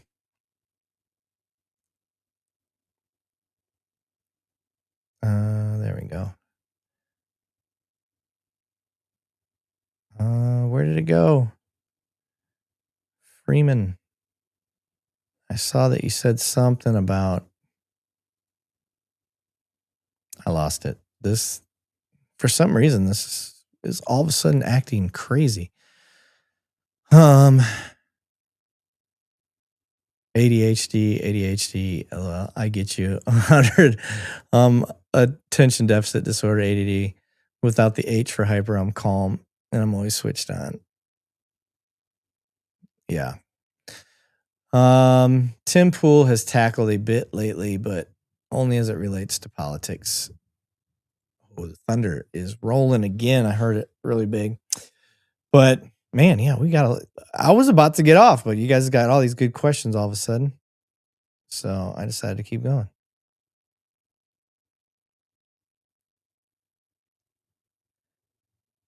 I could have swore Freeman. Oh, Freeman said a song I recorded. A song I recorded was on Sons of Anarchy. Oh, okay. That's pretty cool. That's the comment I was looking for. All right. Well, we're rolling up on 3 hours. We're about 10 minutes short. If nobody has anything final, We're going to be on tomorrow night at 8 p.m. Eastern, 7 Central. I will try to look into the Lego thing and see how I'll be honest. I'll tell you how far down that rabbit hole I want to go if I want to go down it once I start looking up that stuff. I'm sure Mr. Bill Fold or some of these other guys will send me some shit. I think he probably already has. I've only touched the surface of them. Like I said, I know a little bit about the story, but I didn't get crazy with it. Eric, send me a text via Banning. I have some fly fishing info for you. Bro, I have not fly fished since I was in Montana. That's the crazy part. I loved it. But yeah, I have not fly fished since then. Why are Texas cops still disarming folks? I don't know. That's the crazy part, y'all. Like, I can only give you the examples I see around me. I've never seen a Texas cop trying to disarm people inappropriately. But Texas is huge. It's bigger than countries. And most of you guys know where I work. I don't talk about where I work on here, but you're not dumb. It's easy to figure it out. There's agencies that are like 30 miles down the road that are doing shit that I'm like, how the fuck are you doing that? You're an idiot. Look at the Otto the Watchdog stuff. Him getting arrested for some bullshit. Like, how does that happen? I don't know. I can't answer for every cop out there. But it does blow my mind. Want to spam Eric with info about Legos? Join the Discord. Too funny. Lawful acts, not near Harris County. No, I'm not near Harris County. Not at all. Not at all. Think North Texas. And lawful, if you really want to know, like, just look up Eric Levine. Police, North Texas, whatever. Like, just put all that together in Google. You'll find it. Go to my LinkedIn, you'll find it. It is not hard. We have policies, and I follow those guidelines so I don't get in trouble at work. That's why I'm reserved on some true opinions and how I say certain things. This is what you get, lawful, when you have an active cop that's trying to do this stuff. I've got guidelines I got to follow because I got a family to take care of too. I don't want to get fired for piping off inappropriately and making my department look bad. So I don't mention my department. I don't do any of that stuff. And I try to give you as much as I can when I can. But when I can't, I will tell you. I'm like, I can't talk about that. And you'll never hear me ever really bring anything up that involves my agency. I may every so often share a really cool story that it's too cool not to. And I'll share it from my work, but I won't say it's my work or anything like that. So stupid. I got to get rid of this mod. Marine Blood. Want to bribe Eric to research Legos? Donate here. I will say, if you are so moved that you do want to donate towards us, Buy Me a Coffee is the one spot that only takes like 5% of the actual money that you donate. Unlike YouTube. YouTube takes like 40%. So if you want more of it to go to us than YouTube, you can use the Buy Me a Cup of Coffee. It's very humbling that people consistently put their money into what we do here. So just lets me know we're doing the right thing. Freeman said, don't do it. All right, guys, I'm going to jump off of here. It's been fun. I'll see y'all tomorrow. So don't get too sad. I know Mr. Billfold will probably go cry. But other than that, guys, I'll see you guys tomorrow, 8 p.m. It's been fun. It's been real. Take it easy. See you later.